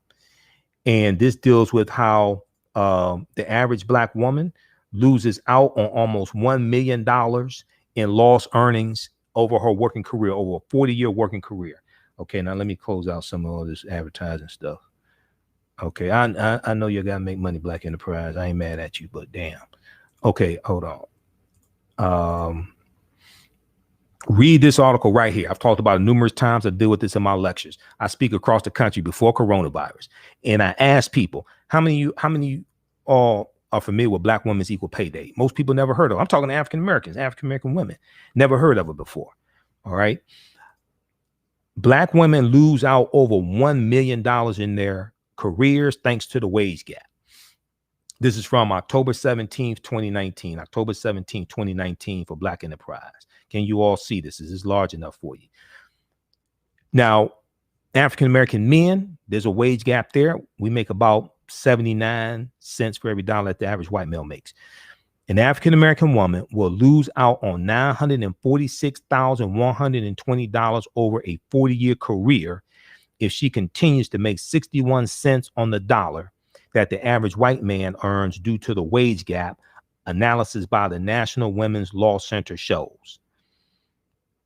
Assuming she and her white non-Hispanic male counterpart began work at age 20, a Black woman would have to work until she is 86 years old to catch up to what a white non-Hispanic man has been paid by age 60, the press release states. A Black woman will have to work till she's age 86 to catch up to what a non-Hispanic white man has been paid by age 60. Now, you remember a couple weeks ago, little Jared Kushner said that Black people have to want to succeed. Well, African Americans, we work hard. We want to succeed. Now, I don't think African American women want to work to age 86 to make the same amount of money that the average white male makes by age 60. But notice when they talk about work harder, they don't want to talk about racism and white supremacy. They don't want to talk about the wage gap. They don't want to talk about redlining. They don't want to talk about all these policies that have been put in place that benefit them. Notice that they just say work harder. Okay. But at the same time, his Westminster Management Company is trying to evict people during a pandemic. Okay, read this full article here from blackenterprise.com. This shows you the connection. Once again, politics is the legal distribution of scarce wealth, power, and resources, and the writing of laws, statutes, ordinances, amendments, and treaties, their adoption, interpretation, and enforcement. This shows you a connection between law and policies and regulations and conditions. Okay. All right. And then when we talk about raising the minimum wage from $7.25 an hour to $15 an hour, is not $15 an hour is not the ceiling. That's a floor. That's a minimum. That's a living wage. If that goes into effect, you will lift 40 million people out of poverty. Okay, let's continue. The National Women's Law Center, hold on. The National Women's Law Center found that Black women face even larger pay disparity in certain states. In the state of Louisiana, Black women are paid on average 47 cents for every dollar their white non-Hispanic male counterparts make, which is the worst state for Black women's wage equality. So when you talk about lost earnings of $1 million, I want people to understand that this is real money. You talk about lost earnings of $1 million over the average working life from age starting at age 20 of African American women. That's less money they can use to buy houses, buy real estate, invest in the stock market. That's less money coming to their families to help lift their families out of poverty and create wealth. This is real. Then we tie into this student loan debt, because African Americans carry more student loan debt than white people. So when you talk about if you come from a household that makes $125,000 or less, you can go to college. You can go to a 2-year or 4-year college for free, because this is part of their plan, the Biden-Harris plan. you can go to college for free, then a lot of African Americans go to college and not incur student loan debt. African American women coming from a four-year institution carry about $32,000 in student loan debt. African Americans in general are somewhere maybe 26, 28, something like that, but they carry more student loan debt than white people. So if we're carrying more student loan debt and then we're making 79 cents on the dollar or 61 cents on the dollar, then we're being crushed by student loan debt and we're not making as much money, even though we have equal degrees and equal credentials. This has real life consequences. This has real life economic consequences. Let's see here. Let's continue. Okay, so they deal with the significant wealth gap. There's a significant racial wealth gap in America, and Black women's wage gap certainly plays a role in it, said Emily Martin, Vice President for Education and Workplace Justice. For many Black women, the cost of the lifetime wage gap comes to $1 million. And in some states, it's more than $1 million. It's time for the U.S. Senate to follow the lead of the House of Representatives and pass the Paycheck Fairness Act. The Paycheck Fairness Act. Women and their families literally cannot wait any longer. That's another bill that has to pass. Now, when we look at African American women with advanced degrees, advanced education among Black women has not been shown to lower the wage gap. In fact, the gap is largest for the most educated African American women. Doctorate degree holders who are African American women tend to make 60% of what their white male counterparts make. 60% of what their white male counterparts make. But many of them have student loan debt. So they're making 60% and have more student loan debt. Quote, Black women have the highest student loan debt of any racial or ethnic group. For an undergraduate degree, the average Black woman carries nearly $30,400 in debt compared to $19,500 for white men. The wage gap lessens Black women's ability to pay off educational debt, creating an additional barrier to saving money that could be used to buy a home, start a business, or use for emergencies. Okay, so many African Americans understand this. This is why they voted for Biden and not Trump, because they understand that Biden's policies will be much more beneficial for us and for America in general, but especially for African Americans than Trump. Also, he ain't crazy like Trump. Okay, they understand Biden will handle coronavirus and get coronavirus under control and then get the economy under control and get the economy growing again, open back up the economy again. Trump is not going to be able to do that. Go look at the reports on new cases. We deal with this every day on the show. New cases, 128,000 new cases on Friday. Okay, set a third day in a row. It set a record. Third day in a row, over 120,000. Washington Post. Look at this article. Coronavirus updates. New U.S. cases surpass 128,000, setting a record for the third straight day. Because you see the articles we post here on our fan page, the African History Network. I monitor about 35 different news sources on a daily basis. And you notice I don't deal with a whole bunch of entertainment stuff. Coronavirus updates. New U.S. cases surpass 128,000, setting a record for third straight day. This is from November 6, 2020. Now, 2 to 4 weeks from now, you're going to have a record number of deaths because the deaths follow the increase in cases by about 2 to 4 weeks. Another day, another record shattered.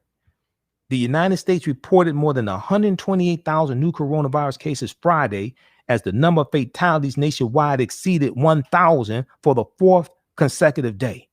The 7-day average of new cases was nearly 100,000, almost 20,000 higher than on this day last week. It's getting worse. And Donald Trump's super spreader events that he was having across the country trying to get reelected are contributing to this. What the hell do you have to lose? The correct answer was everything. I told you when Donald Trump asked African Americans in 2016, what the hell do you have to lose? The correct answer was everything. Okay. All right. How's everybody doing? We got Vira, we got Levon, Anayo, Anthony, Donna, just a few of the people watching. If you like this type of information, also you can donate to the African History Network, $, the AHN show through Cash App, $, the AHN show through Cash App, and then also through PayPal, paypal.me /the AHN show, paypal.me /the AHN show. And at our website, AfricanHistoryNetwork.com, AfricanHistoryNetwork.com. Okay, so this helps us keep broadcasting, stay on the air, keep researching. And we're on 6 nights a week. So we're on, I'm a radio talk show host here in Detroit. On 9:10 a.m. the Superstation WFDF here in Detroit. So we're on Monday through Fridays, 11 p.m. to 12 midnight, and we usually go over. We broadcast on the radio station for an hour, and we also broadcast on my social media platforms. And then I'm on Sunday nights, 9 p.m. to 11 p.m. Eastern Standard Time as well, 9:10 a.m. the Superstation. I've been in that time slot 4 years. Been doing radio 10 years in total, 4 years on 9:10 a.m. the Superstation here in Detroit. All right. Okay, so African American Business Owners, post the name of your business here on the thread of the broadcast and email us at customerservice@AfricanHistoryNetwork.com. Let you know how you can advertise with us. And you can advertise during our nightly show because our Sunday night show is totally sold out now, but we do have a few slots left for the Sunday night show. Okay. All right, let's continue here. Let me flip back over. We're going to wrap up shortly because I really didn't plan to go this long, but you know, one thing leads to another and that's so much information. So we keep going. All right, let's go back to this. Biden's plan. Okay. So how many of y'all had not read Biden's plan? Okay. And if you watch my show, you know we've taken you through it at least twice. But how many people have never read it? How many people did not even know it existed? Okay, so support African-American workers. Support. All right, economic empowerment. People in 2016 said we don't need to vote. We just need to build businesses, invest in the stock market, things like that, do economic empowerment. We're going to do like the Asians and all that. That's cool. But you also need to vote for a president whose policies are going to protect the economy that your Black-owned business operates within and depends upon. You also need to vote for a House of Representatives and U.S. Senate that are going to pass bills that help your economy and help your people so they have more business to spend with your business. This is all connected. I haven't, where can I find it? JoeBiden.com. But we'll post a link again here. This takes you directly to it. JoeBiden.com /Black America. We'll post the link again. Keep in mind, everybody, this plan came out May 4th, 2020. That's why May through June, I took 6 weeks of my Sunday night show to break down one of the 6 parts of this so we would understand this. Support African-American workers. Fight for equal pay. African-American women earn 61 cents. We talked about that. For every dollar the average white male made in 2017, this totals $23,653 less earnings a year. Okay, how many of y'all can use an extra $23,000 a year? I'm just curious. And $946,000, almost $1 million over their lifetime. The Obama-Biden administration protected more workers against retaliation for discussing wages and required employers to collect and report wage gaps to the federal government. As President Joe Biden will codify this into law, and he'll make it easier for workers to join together in class action lawsuits, shift the burden to employers to prove pay gaps exist for job-related reasons, and increase penalties against companies that discriminate, as called for in the Paycheck Fairness Act. The Paycheck Fairness Act, which passed the House of Representatives in 2019, but is being blocked in the Senate right now. This is why those two Senate races in Georgia, January 5th, 2020 are so important. Okay. Democrats for us. Why Democrats have to take back control of the with these two Senate races, January 5th, 2021.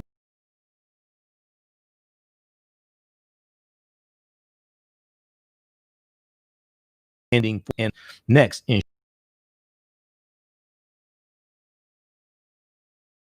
federal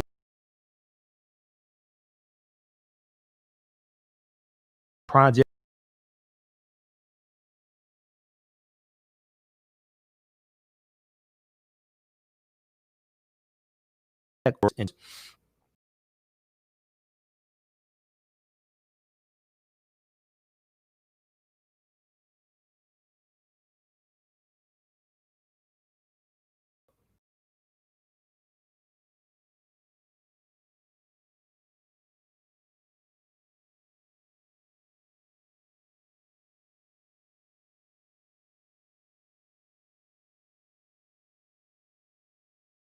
and for all work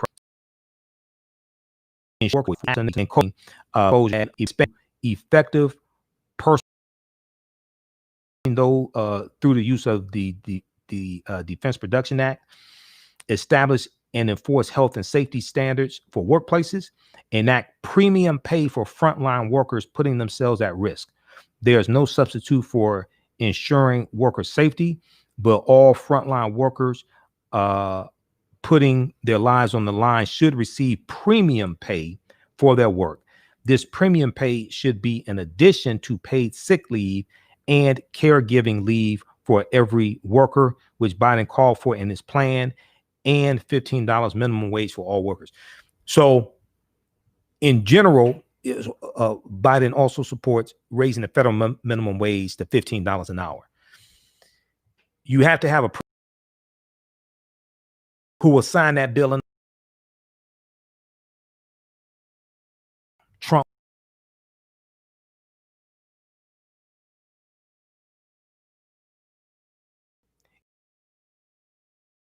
It already passed the House of Representatives. Senate the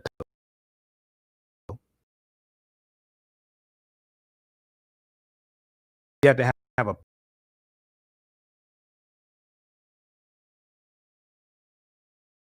the bill and the law.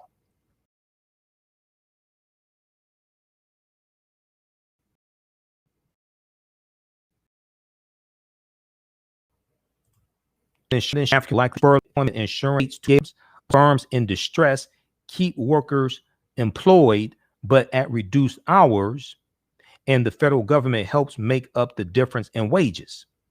The Obama-Biden administration championed this approach in the U.S., and so far, more than half of states have established short-time compensation programs.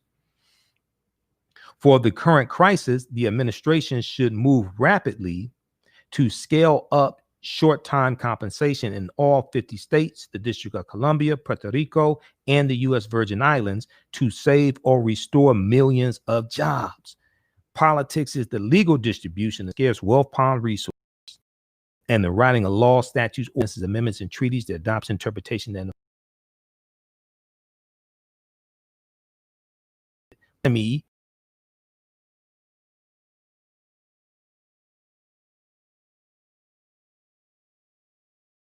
about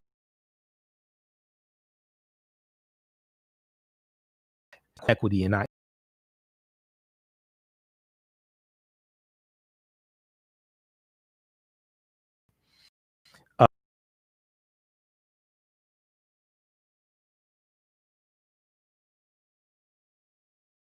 Garden or eliminate districts and rich and poor to make them districts. Details on student African American teacher in elementary school reduces the probability of dropping out. Biden will support more innovative approaches to recruiting teachers of color, including supporting high school students in assessing dual enrollment classes that give them an edge in teacher preparation programs. helping paraprofessionals work towards paraprofessionals or teachers assistants work towards their teaching certificate, and working with HBCUs and minority serving institutions to recruit and prepare teachers. Dual enrollment is huge. When I was doing educational consulting with a local community college here in the Detroit area, I would go into high schools to talk to high school students to get them to enroll in college classes at the community college. Dual enrollment means that while you're in high school, you can also take college classes at a community college. Usually it's a community college. It could be a university, but usually it's a community college. Community colleges will have these agreements with the public school system or with different high schools. And in many cases, your child can graduate with a high school diploma and graduate with an associate's degree at the same time, a 2-year associate's degree. So when they go to college, they only have to do 2 years in college. Like if they go to a university, a 4-year university, they only have to do 2 years because they did the prerequisites and things like that during dual enrollment, which reduces how much money you have to spend on college at the university when they graduate from high school. All this deals with policies and laws, regulations.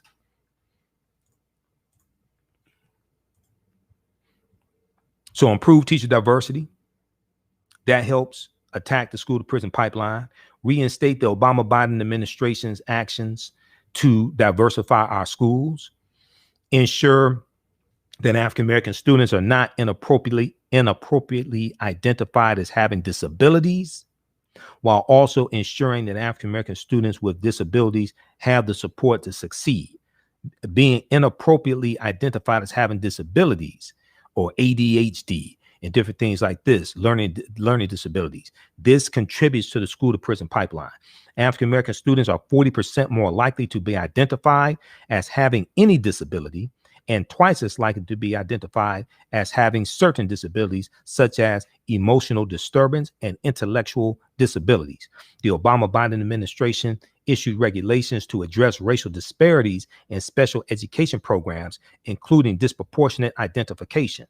The Trump administration attempted to illegally delay the Obama-Biden administration's regulation. Biden will fully implement this regulation and provide educators the resources that they need to provide students with disabilities and high quality education by fully funding the Individuals with Disabilities Education Act, the IDEA, Individuals with Disabilities Education Act. Next, address the African-American student debt crisis. This is huge. Okay. This deals with finances. This deals with economics. All right. The African-American student debt crisis. The student debt burden has a disproportionate impact on African Americans, as we just talked about. The typical bachelor's degree graduate has about $16,000 in debt compared to $23,400 for African American students. According to a recent Brookings Institution study, African Americans graduating with a 4-year degree are 5 times more likely to default on their student loans than white graduates. African Americans graduating with a 4-year degree are 5 times more likely to default on their student loans than white graduates. African American students are 3 times more likely to default on their student loans than white student borrowers. The inequitable burden of student loan debt contributes to the stark racial wealth gap that exists in society. The inequitable burden of student loan debt contributes to the stark racial wealth gap that exists in society. Biden's plans to address student loan debt will alleviate student debt burdens by 1, including the COVID-19 response and immediate cancellation of a minimum of $10,000 of federal student loan debt, including in the COVID-19 response and immediate cancellation of a minimum of $10,000 of federal. 2,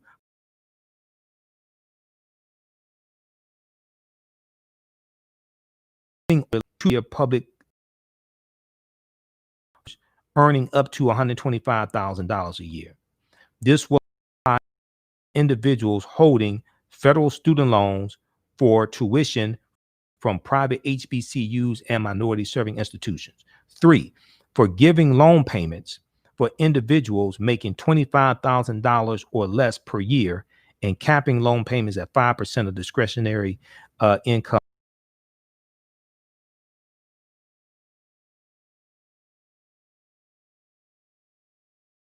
Though 4,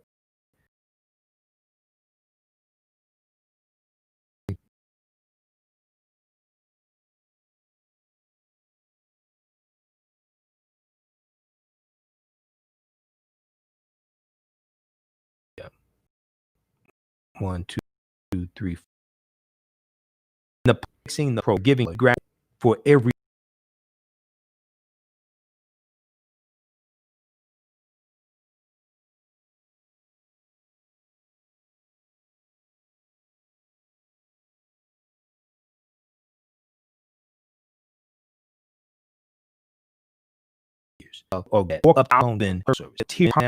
do not provide an affordable payment plan when individuals are experiencing acute periods of financial hardship. So this deals with this deals with like the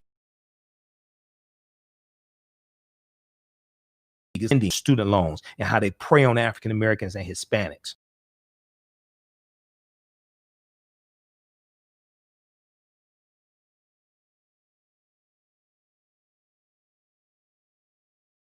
To discharge student loans through a bankruptcy, permitting the discharge of student loans in bankruptcy.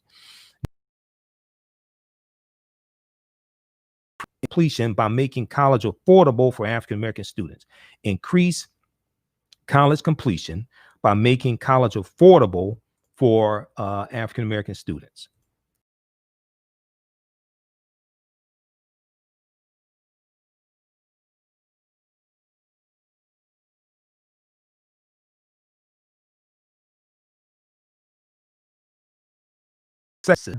In high quality solutions compared to only 40% of African Americans. 64% of white students graduate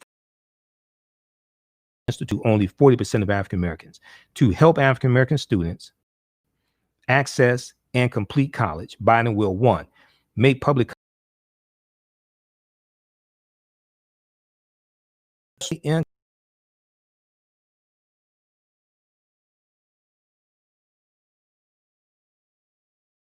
see what does this mean? Your child, okay. This means if your child wants to go to college, they want to go to loans and things like this. Okay, they can go for free. All right. Let me see. I'm going to make sure. What is this here? Okay. What happened? All right. Okay. So we're still on. Okay. Can you all hear me? All right. Let's continue. Okay. So that's what this means.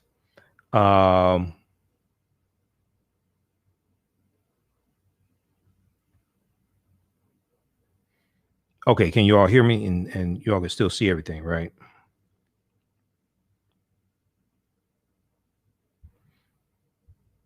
Okay, so make public colleges and universities tuition free for all students whose family incomes are below $125,000 a year.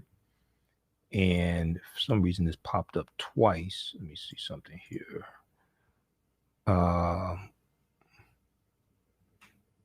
Let me see if I just minimize that.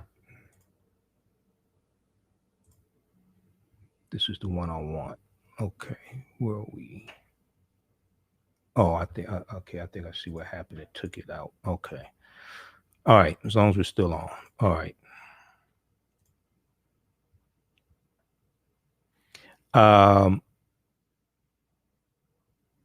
Make public colleges and universities tuition free for all students whose families incomes are below $125,000 a year, including students at public HBCUs, providing 2 years of community college or other high quality training programs without debt for any hardworking individual looking to learn and improve their skills to keep up with the changing nature of work. This commitment includes 2-year public HBCUs. Individuals will also be able to use these funds to pursue training programs that have a track record of participants completing their programs and securing good jobs, including adults who never had the chance to pursue additional education beyond high school or who never or who need to learn new skills. Okay. So at community colleges, one of the things I did was I was recruiting people for 2-year certificate programs, 18-month certificate programs. Okay. And they have certificate programs like it could be HVAC, it could be cybersecurity, it could be EMT technician, all different types of things like this. This is what they're talking about. Okay. Targeting additional financial support to low income and middle class individuals by doubling the maximum value of Pell Grants, significantly increasing the number of middle-class Americans who can participate in the program. According to the Department of Education, almost 60% of African-American undergraduates receive a Pell Grant, including the 2015-2016 during the 2015-2016 academic year. Biden will also restore formerly incarcerated individuals' eligibility for Pell Grants. Biden will also restore formerly incarcerated individuals' eligibility for Pell Grants. So basically what that basically means is, now, right now, if you are a former felon and you want to go to college, you can get a Pell Grant now. Question, because this is one of the things I did. I was recruiting students for community college, and I was helping ex-offenders go to school. On the FAFSA form, federal application for student financial aid, the FAFSA form, question number 23 on the FAFSA form asks you something to the effect of, have you ever been convicted of a felony? Okay. So a lot of people will see that and say yes, and then think that's the end of the story. Oh, I can't go to college. No, keep reading. It will then ask you something to the effect of, when you were convicted of a crime, when you were convicted of a felony, was this during a period of time when you were receiving federal financial aid? Meaning,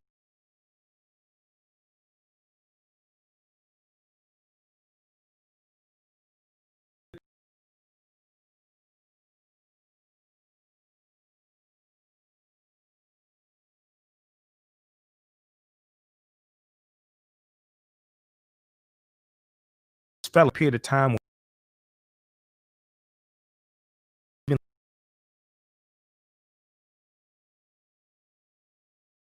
or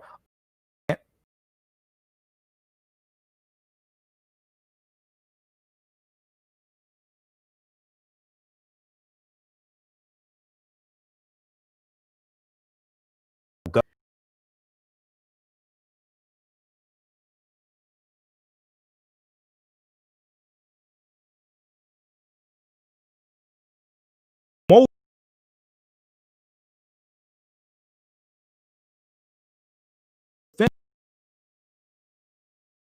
okay, so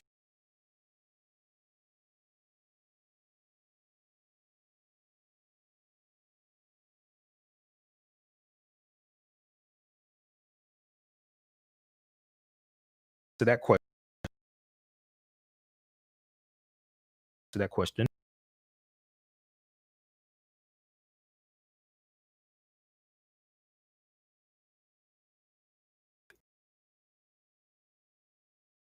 case.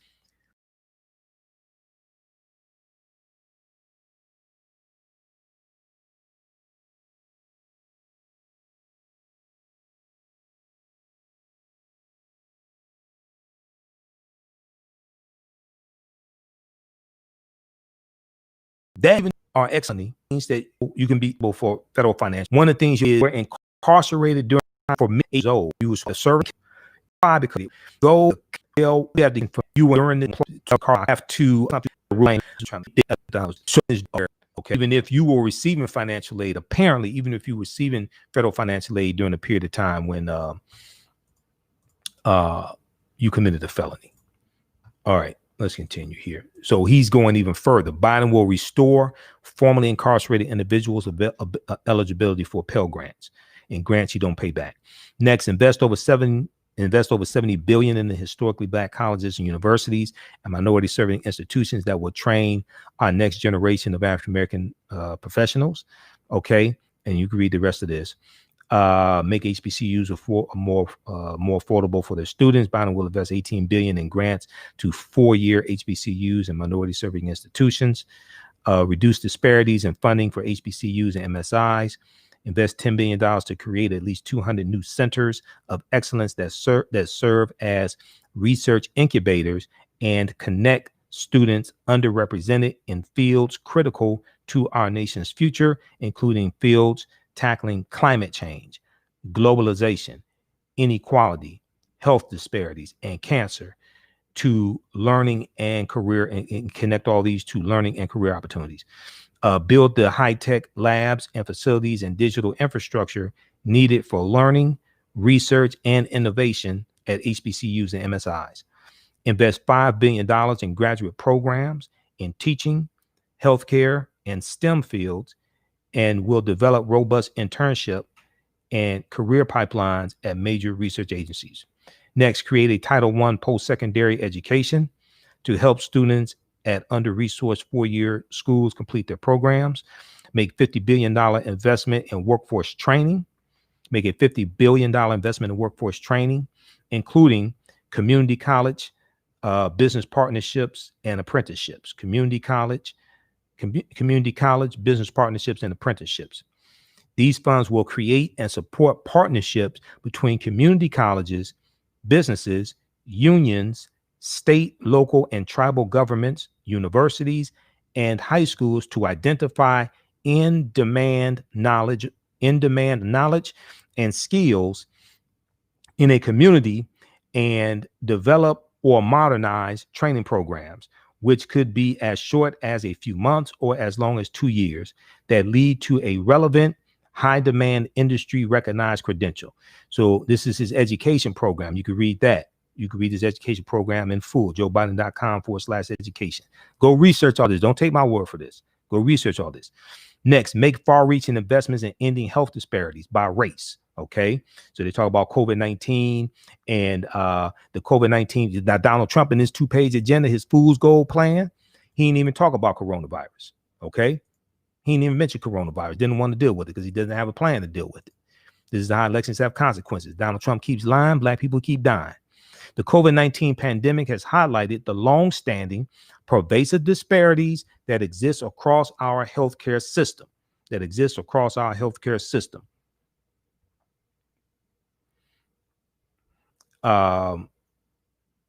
Due to unequal access to treatment. An early analysis indicates that counties with majority African American populations have coronavirus infection rates 3 times higher than counties with majority white residents. Okay, an early analysis indicates that counties with majority African American populations have coronavirus infection rates 3 times higher than counties with majority white residents, with death rates nearly 6 times higher. So now of the deaths, is about 235,000, 236,000 deaths. About 20% are African Americans. We make a 1/5 in general now. The death rate, we make up about 1/5 of the coronavirus deaths. And we're 14% of the U.S. 13.5% of the U.S. population. African Americans are more likely to be uninsured. Also, although COVID-19 can hit anyone anywhere, it does not affect every community the same. African Americans are more likely to be uninsured and report higher rates of chronic health problems. And these factors increase their chances of becoming seriously ill and dying from the disease. These factors increase their chances of becoming seriously ill and dying from the disease. Biden calls on Congress to immediately enact Senator Kamala Harris's bill to create a task force to address the racial disparities that have been laid bare by this pandemic. As President Biden will do everything in his power to eliminate health disparities. There are less people. So even before the coronavirus pandemic, less African Americans had health insurance under Trump than under President Barack Obama, because Trump has attacked the subsidies dealing with the Affordable Health Care Act. And you see, the Affordable Health Care Act gave health care to 3 million non-elderly African Americans who did not already have health care. The Affordable Health Care Act gave health care to 3 million non-elderly African Americans who did not already have health care. Okay. And then also check out this document here. We'll pull this up. It's still at whitehouse.gov. Donald Trump is not taking it down. Progress of the African American community under the Obama administration. Those that watch my show, you know, I've talked about this before. I've shown it to you before. Progress of the African American community under the Obama administration. So this shows directly how the policies from the Obama administration positively impacted the African American community. It's at whitehouse.gov, and it's still there. Let me try to pull it up. I have it bookmarked in Firefox, but I'm using Google Chrome right now. Let me see here. Let me still have it here. I may have to. I'll post a link here, but read that. A lot of those policies have been attacked or reversed under the Trump administration. Okay, that has to be reversed under Biden. Actually, in Biden's plan, he references that as well.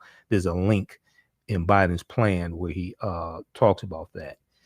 Let me see if I can pull this up. I'm at whitehouse.gov right now.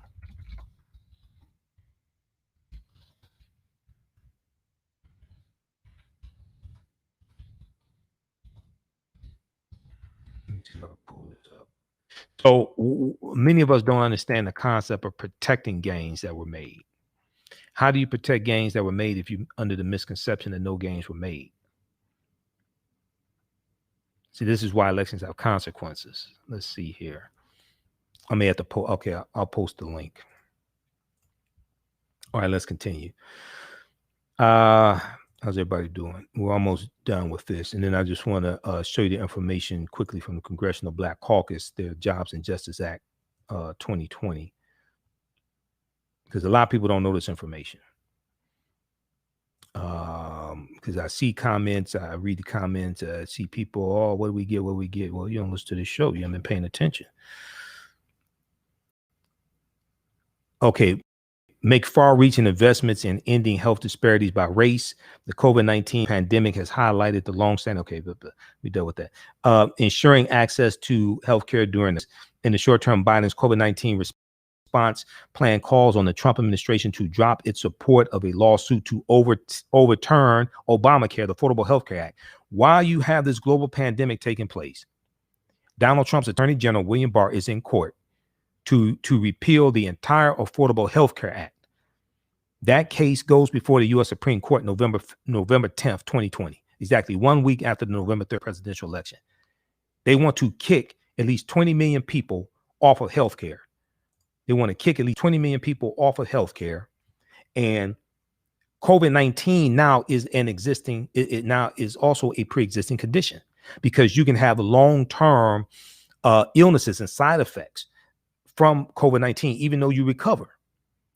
Okay, this is what Trump is trying to do right now, trying to kick 20 million people off of healthcare during a global pandemic, and the impact of the pandemic in this country is largely his fault. because of him mishandling the coronavirus pandemic, which then tanked the economy. All right, so during this crisis, Biden would expand access to quality, affordable health care for all through, one, creating a public option, two, providing full payment of premiums for COBRA plans, three, increasing Affordable Care Act subsidies, four, reopening Obamacare and uninsured individuals. The amount of time for open enrollment. Usually open enrollment, if I remember correctly, was 90.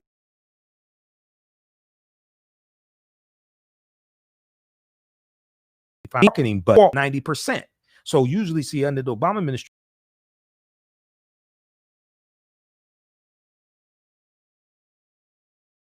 this national will go to the website or what have you and sign up for the Affordable Health Care Act. Trump cut the marketing budget by 90%. And then cut the amount of time for open enrollment in half. Next, reopening Obamacare enrollment so uninsured individuals can get insured. Next, increasing federal investments in Medicaid, Next, ensuring that every person, whether insured or uninsured, will not have to pay $1 out of pocket for visits related to COVID-19 testing, treatment, preventive services, and any eventual vaccine. No co-payments, no deductibles, and no surprise medical billing. Okay. Next, ensure access to affordable, high quality health care beyond the crisis. You can read the rest of that. Because of Obamacare, over 100 million people no longer have to worry that an insurance company will deny coverage or charge higher premiums just because they have a pre-existing condition. This impacted people whether they had the Affordable Health Care Act or not, protected them against pre-existing conditions. There, according to one study, there are 102 million Americans who suffer from pre-existing conditions. Okay, so insurance companies can no longer set annual or time limits on coverage. Roughly 20 million additional Americans obtain the peace of mind that comes with health insurance. Read the rest of that. So he will help address racial disparities in the healthcare system in the following ways. Insured rate of African Americans, creating a public option. Okay, so we talked about nationally 11% of non-elderly. Next, improving care for patients with chronic.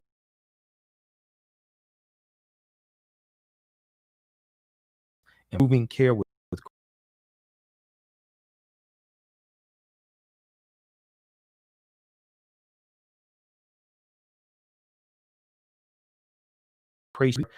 patients and all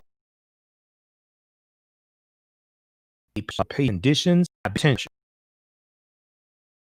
in Americans.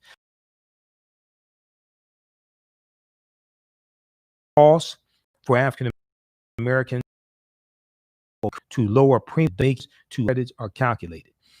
Next, lowering drug prices, then reducing our unacceptably high African American maternal mortality rate. African American women are 2.5 times more likely to die from pregnancy complications than non-Hispanic white women. California came up with a strategy that halved or cut in half the state's maternal death rate. The Biden plan takes the California strategy nationwide. Next, expanding access to reproductive health care, including contraception, and protecting the constitutional right to choose. Then we have doubling the nation's investment in community health centers, expanding access to mental health care, which is definitely needed in the African American community. African Americans are far less likely to receive mental health services or compared to white adults. Biden will ensure mental health parity and eliminating the stigma around mental health. The stigma around mental health are critical to closing this gap. Next, tackling social detriments of health.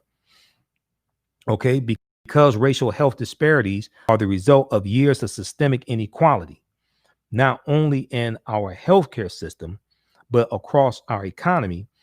other parts of Joe Biden's agenda are also necessary to improve the overall well-being of African Americans. For example, African Americans are more likely to face exposure to air pollutants that cause respiratory illnesses that make them particularly vulnerable to COVID-19. We're dealing with environmental racism. Okay. Invest in a diverse talent of HBCUs. All right. Build a diverse pipeline of healthcare professionals by investing in healthcare graduate programs at HBCUs and MSIs. Then again, justice, strengthening America's commitment to justice. They deal with criminal justice and break that down. It's broken. This Lift Every Voice plan, this African American, agenda to empower Black America is broken into 6 parts. The Biden plan for strengthening America's commitment to justice is based on several core principles. We can and must reduce the number of people incarcerated in this country while we're also reducing crime. Our next bullet point, our criminal justice system cannot be just unless we root out the racial, gender, and income-based disparities in the system. African American mothers and fathers should feel confident that their children are safe walking the streets of America. And when a police officer pins on that shield and walks out the door, the officer's family should know they'll come home at the end of the day. Additionally, women and children are uniquely impacted by the criminal justice system, and the system needs to address their unique needs. Next bullet point, our criminal justice system must be focused on redemption and rehabilitation. Next, no one should be profiteering off of our criminal justice system. So he's calling for abolishing privatized prisons. Donald Trump reversed the August 2016 initiative from the Obama administration to end contracts with privatized prisons. Okay, Trump was supported by Core Civic, which used to be called Corrections Corporation of America, the largest owner-operator of privatized prisons in the country. He was also supported by Geo Group. Okay, they donated almost $600,000 to Donald Trump's 2016 campaign. And the privatized prisons were losing money under the Obama administration, the Obama-Biden administration, because the U.S. prison population dropped to its lowest point in 20 years in December 2015, because the war on drugs was winding down under the Obama administration. All this has been reversed under Trump. Okay, while he takes credit for the First Step Act, which the Congressional Black Caucus helped get passed in the House of Representatives and the U.S. Senate, while he takes credit for that, he's been reversing these other criminal justice reform initiatives from the Obama administration.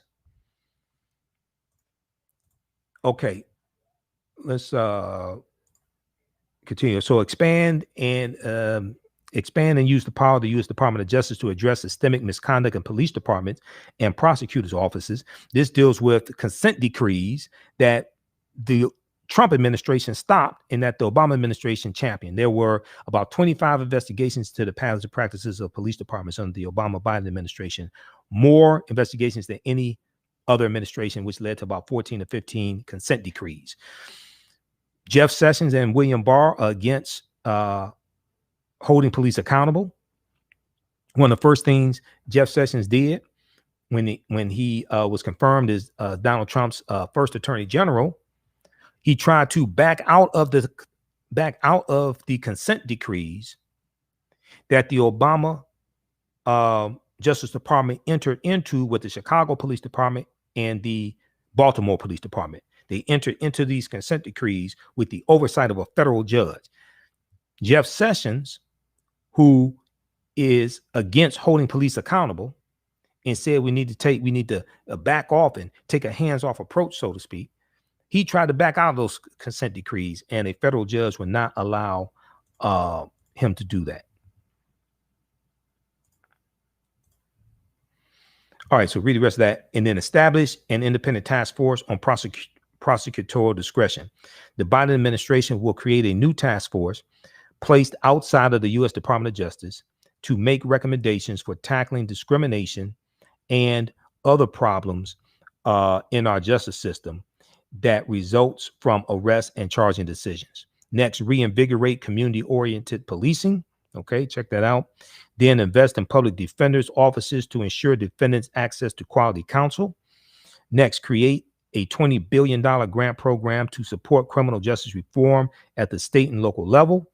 Funds can be used by cities and states on measures proven to reduce crime and incarceration, and require states to eliminate mandatory minimums for nonviolent crimes in order to receive funding. Next, reform sentencing. Biden will work with Congress to reform federal sentencing and provide incentives to state and local systems to do the same. He will end once and for all the federal crack and powder cocaine disparity, decriminalize. Now, so that was reduced from 101 to 18 to 1 in 2010. That bill passed Congress. President Obama signed it into law. Okay. And that was part of the 1986. There was a crime bill in 1986 that put the disparity at 101. Okay. And a lot of people were against that. A lot of civil rights leaders were against that and said it's going to disproportionately harm African Americans and the African American community, even though there was also, let's keep it 100. There's a whole lot of white people and white women using crack cocaine also back then. It wasn't just African Americans. But it would disproportionately harm us. Okay. Let's keep in mind. Okay. Decriminalize. He will once and for all end the federal crack and powder cocaine disparity, even though it's been brought down to 18 to 1, but in the disparity should be 1 to 1. Decriminalize the use of cannabis, marijuana, and automatically expunge all prior cannabis use convictions. Automatically expunge all prior cannabis use convictions. Okay. And end all incarceration for drug use alone, and instead divert individuals to drug courts and treatment. He will work to eliminate mandatory minimums and the death penalty. Next bullet point, end criminalization of poverty. End criminalization of poverty. Cash bail is the modern day debtor's prison. Biden will lead a national effort to end cash bail and reform our pretrial system by putting in place instead a system that is fair and does not inject further discrimination or bias into the process. And he will work to end the practice of jailing people for being too poor to pay fines and fees. Next bullet point, stop corporations from profiteering off of incarceration. This deals with privatized prisons. Okay. Biden will end the federal government's use of private prisons, building off an Obama-Biden administration's policy rescinded by the Trump administration, or reversed by the Trump administration. And he will make clear that federal government should not use private facilities for any detention, including detention of undocumented immigrants. And some of the privatized prison companies have contracts to house the migrants coming through the southern border. Eliminate existing barriers preventing formerly incarcerated individuals from fully participating in society. Reform the juvenile justice system. Make our communities safer. Next bullet point. Then you have protecting the right to vote. Make the right to vote and the right to equal protection real for African Americans. So this deals with the John Lewis Voting Rights Act. Ensure that political appointees, including the president's cabinet, look like the country they serve, and ensure that our federal workforce is representative of the demographics in our country. Appoint U.S. Supreme Court justices and federal judges who look like America, are committed to the rule of law, understand the importance of individual civil rights and civil liberties. And we respect foundational precedents like Brown versus Board of Education and Roe versus Wade. Okay. And they'll respect those precedents. Trump has gotten heard before the Senate went on recess. 218 federal judges confirmed, and 3 Supreme Court justices. These are lifetime appointments. Federal judges are lifetime appointments. And only 2 of them that I know of are African-American. One is a African-American female judge from Flint, Michigan. Okay, only 2 that I know of are African-American. There were about 6 or 7 African Americans he nominated, 2 were confirmed. Okay, 1 male, 1 female. And many of these nominations have been very unqualified people, most of them white males, ultra conservative white males, very young. And these are lifetime appointments. Republicans are trying to control the federal bench for the next 35, 40 years, 25, 35, 40 years. Okay. This is what this is about. Okay. So so they're talking about protecting the right to vote, strengthening the 1965 Voting Rights Act, etc. Combat the epidemic of violence against transgender women of color, tackle systemic racism, and support a study of the continuing impacts of slavery.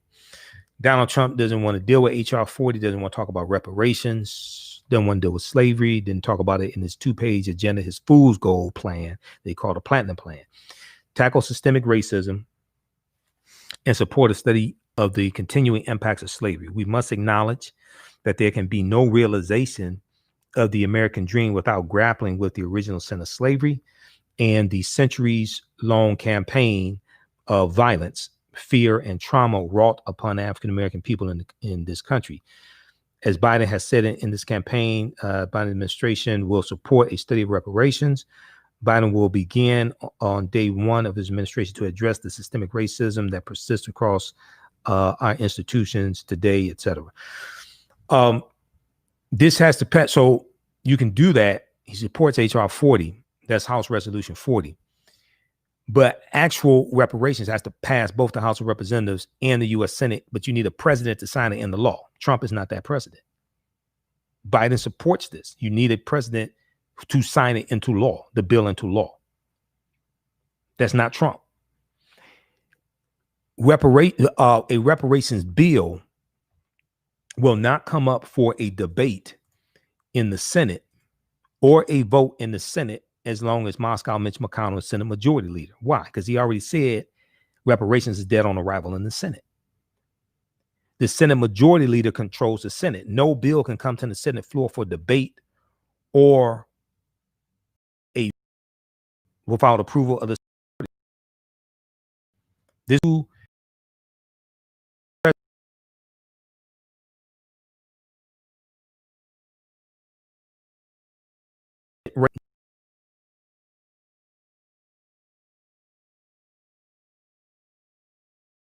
20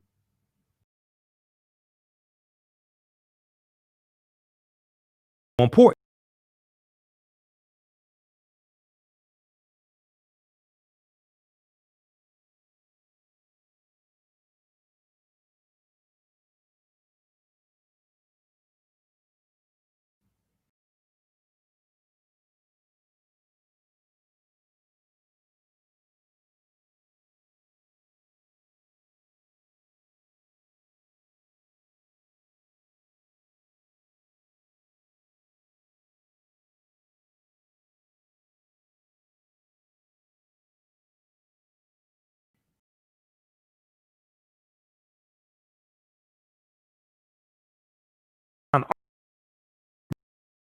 Running against regulations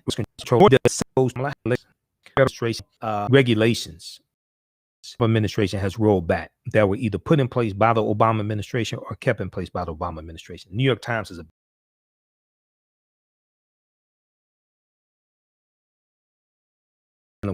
Trump has reversed. So this ties into environmental racism. This ties to the decline in the quality of air over the past 3 years.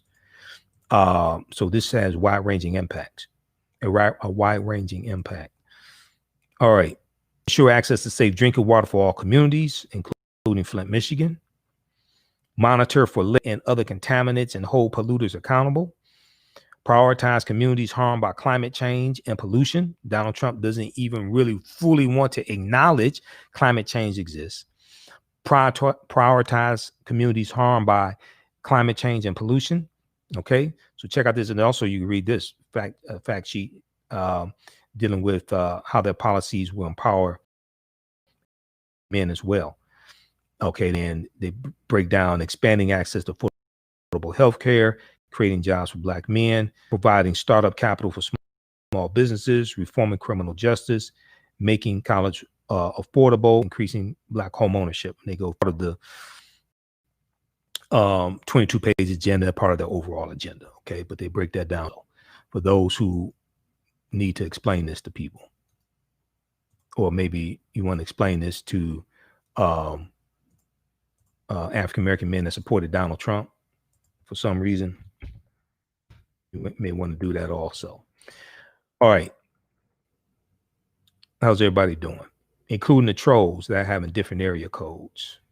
Y'all can donate money to trolls. You can buy DVDs as well. You can support also. So you can donate to the African History Network, $, the AHN show through Cash App, $, the AHN show through Cash App. Then also through PayPal, paypal.me/the AHN show, paypal.me/the AHN show as well. So these are all things that we hold them accountable to. We can't stay at the inauguration for 4 years or 2 years or 1 year or 1 month. The fight really starts after the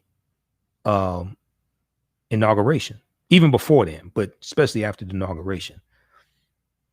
The fight starts to hold them accountable for all these promises. And I'm neither Democrat nor Republican, but I'm also not stupid. I see whose policies, I actually read, unlike a lot of people.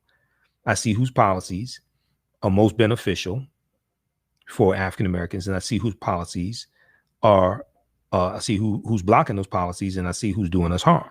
Okay, so this is why we have to continue to work. This is why we have to continue to do the work. All right, now let's look at the Jobs and Justice Plan. Briefly look at that. And follow us on our Facebook fan page, The African History Network, The African History Network, and our YouTube channel, Michael Imhotep, IMHOTEP also.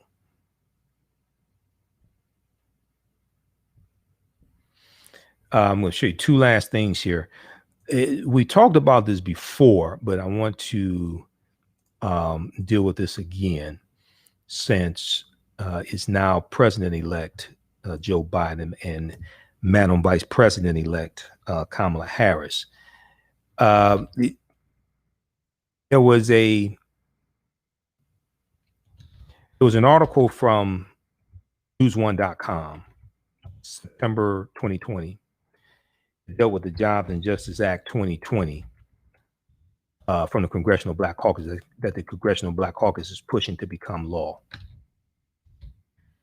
See if I could pull up that article right here. I'm going to show this to you. A lot of people haven't seen this, okay? So I'd have to ask you where you're getting your information from if you don't know a lot of this information. Not beating up on you. I'm just talking about I'm just asking where you get your information from. All right, now let's see here. Let's look at this quickly.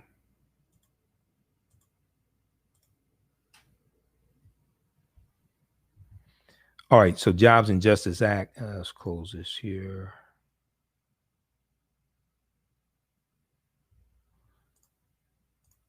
Let's see.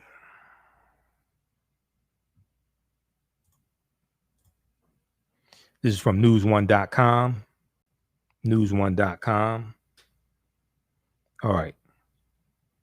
Check this out. CBC introduces Jobs and Justice Act. CBC introduces Jobs and Justice Act of 2020 to help Black families economically and socially. The multifaceted bill is divided into 2 parts. 2 main parts. Is actually divided into 5 parts, but 2 main parts. This is from September 15th, 2020. We've talked about this here on the show before, but it's important to talk about this again. These are bills that have to be pushed through the House of Representatives, pushed through the Senate. Okay. So it's in two parts, divided in two parts. The multifaceted Jobs and Justice Act makes provisions that, if passed, would, quote, increase the upward social mobility of Black families and help ensure equal protection under the law. The CBC's ambitious new sweeping legislation says the first part of the bill devoted to jobs is broken up into 5 subcategories and addresses the nation's most pressing needs.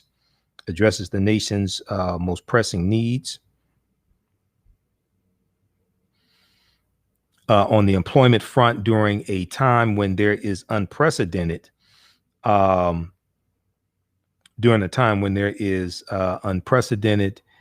joblessness, especially among African Americans. The jobs portion of the bill addresses various aspects of employment, such as workforce development, community and economic development, poverty, housing, and wealth creation, as well as education. Okay, so it's a comprehensive bill. This needs to pass the House and the Senate. You can check it. We'll post a link here. You can read this. Let's see here. Okay. The first, let's see. Okay, the first part of the bill. Then the second part of the bill is also multi-tiered and concentrates on the ongoing efforts to reform the nation's criminal justice system. So they deal with that as well. So check this out. The George Floyd Police and Justice Act is incorporated into this as well. This deals with police reform also. Holding police accountable, the Justice Division addresses criminal justice and includes the CBC's own Justice and Policing Act of 2020 that ambitiously aims to end police brutality, hold police accountable, and improve transparency in policing and create meaningful structural change when it comes to how law enforcement does their jobs. It deals with health equity, the coronavirus pandemic, environmental justice, and voting rights. So it's a comprehensive bill. Okay, we've talked about it here on the show before. A lot of people don't know that it exists.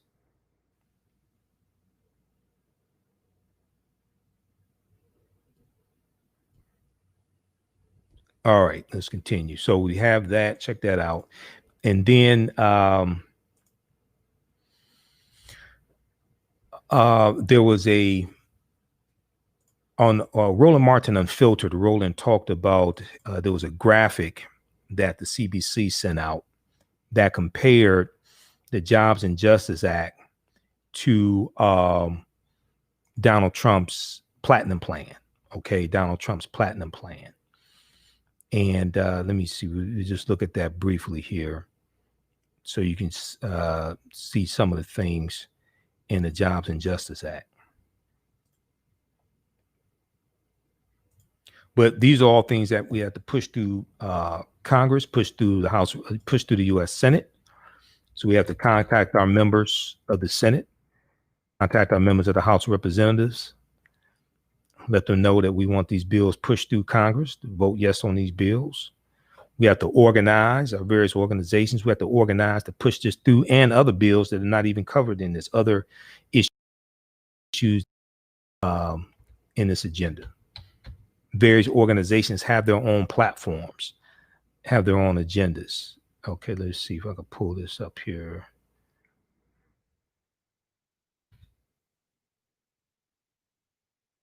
I think I have it. Okay, yeah, here it is. Let's try to pull this up. Look at this quickly. This will be the last thing. African American business owners, email us at customer service at africanhistorynetwork.com, customer service at africanhistorynetwork.com. We'll let you know how you can advertise with the African History Network show also, and advertise with us. Let me see, is this coming up?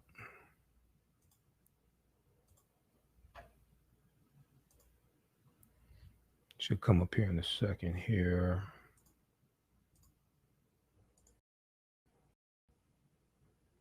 This on application.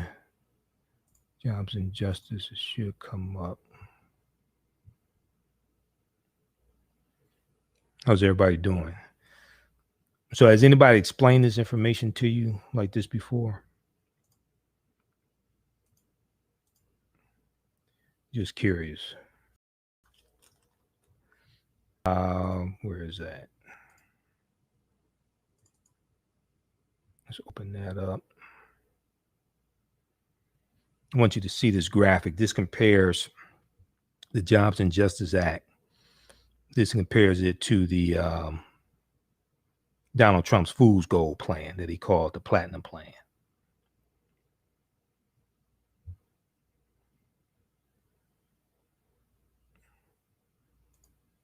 Okay, this should come up here.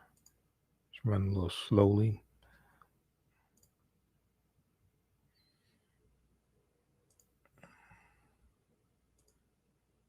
All right, so we'll let that populate. Be sure to listen to our show Sunday night. We're here 9 p.m. to 11 p.m. Eastern Standard Time every Sunday, the African History Network show. So we'll be on Sunday night also. And we broadcast right here on, we broadcast on 9:10 a.m. the Superstation WFDF and our Facebook fan page, The African History Network, The African History Network also.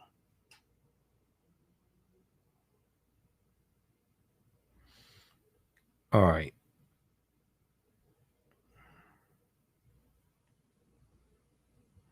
Let me see if this graphic came up. Okay, here we go.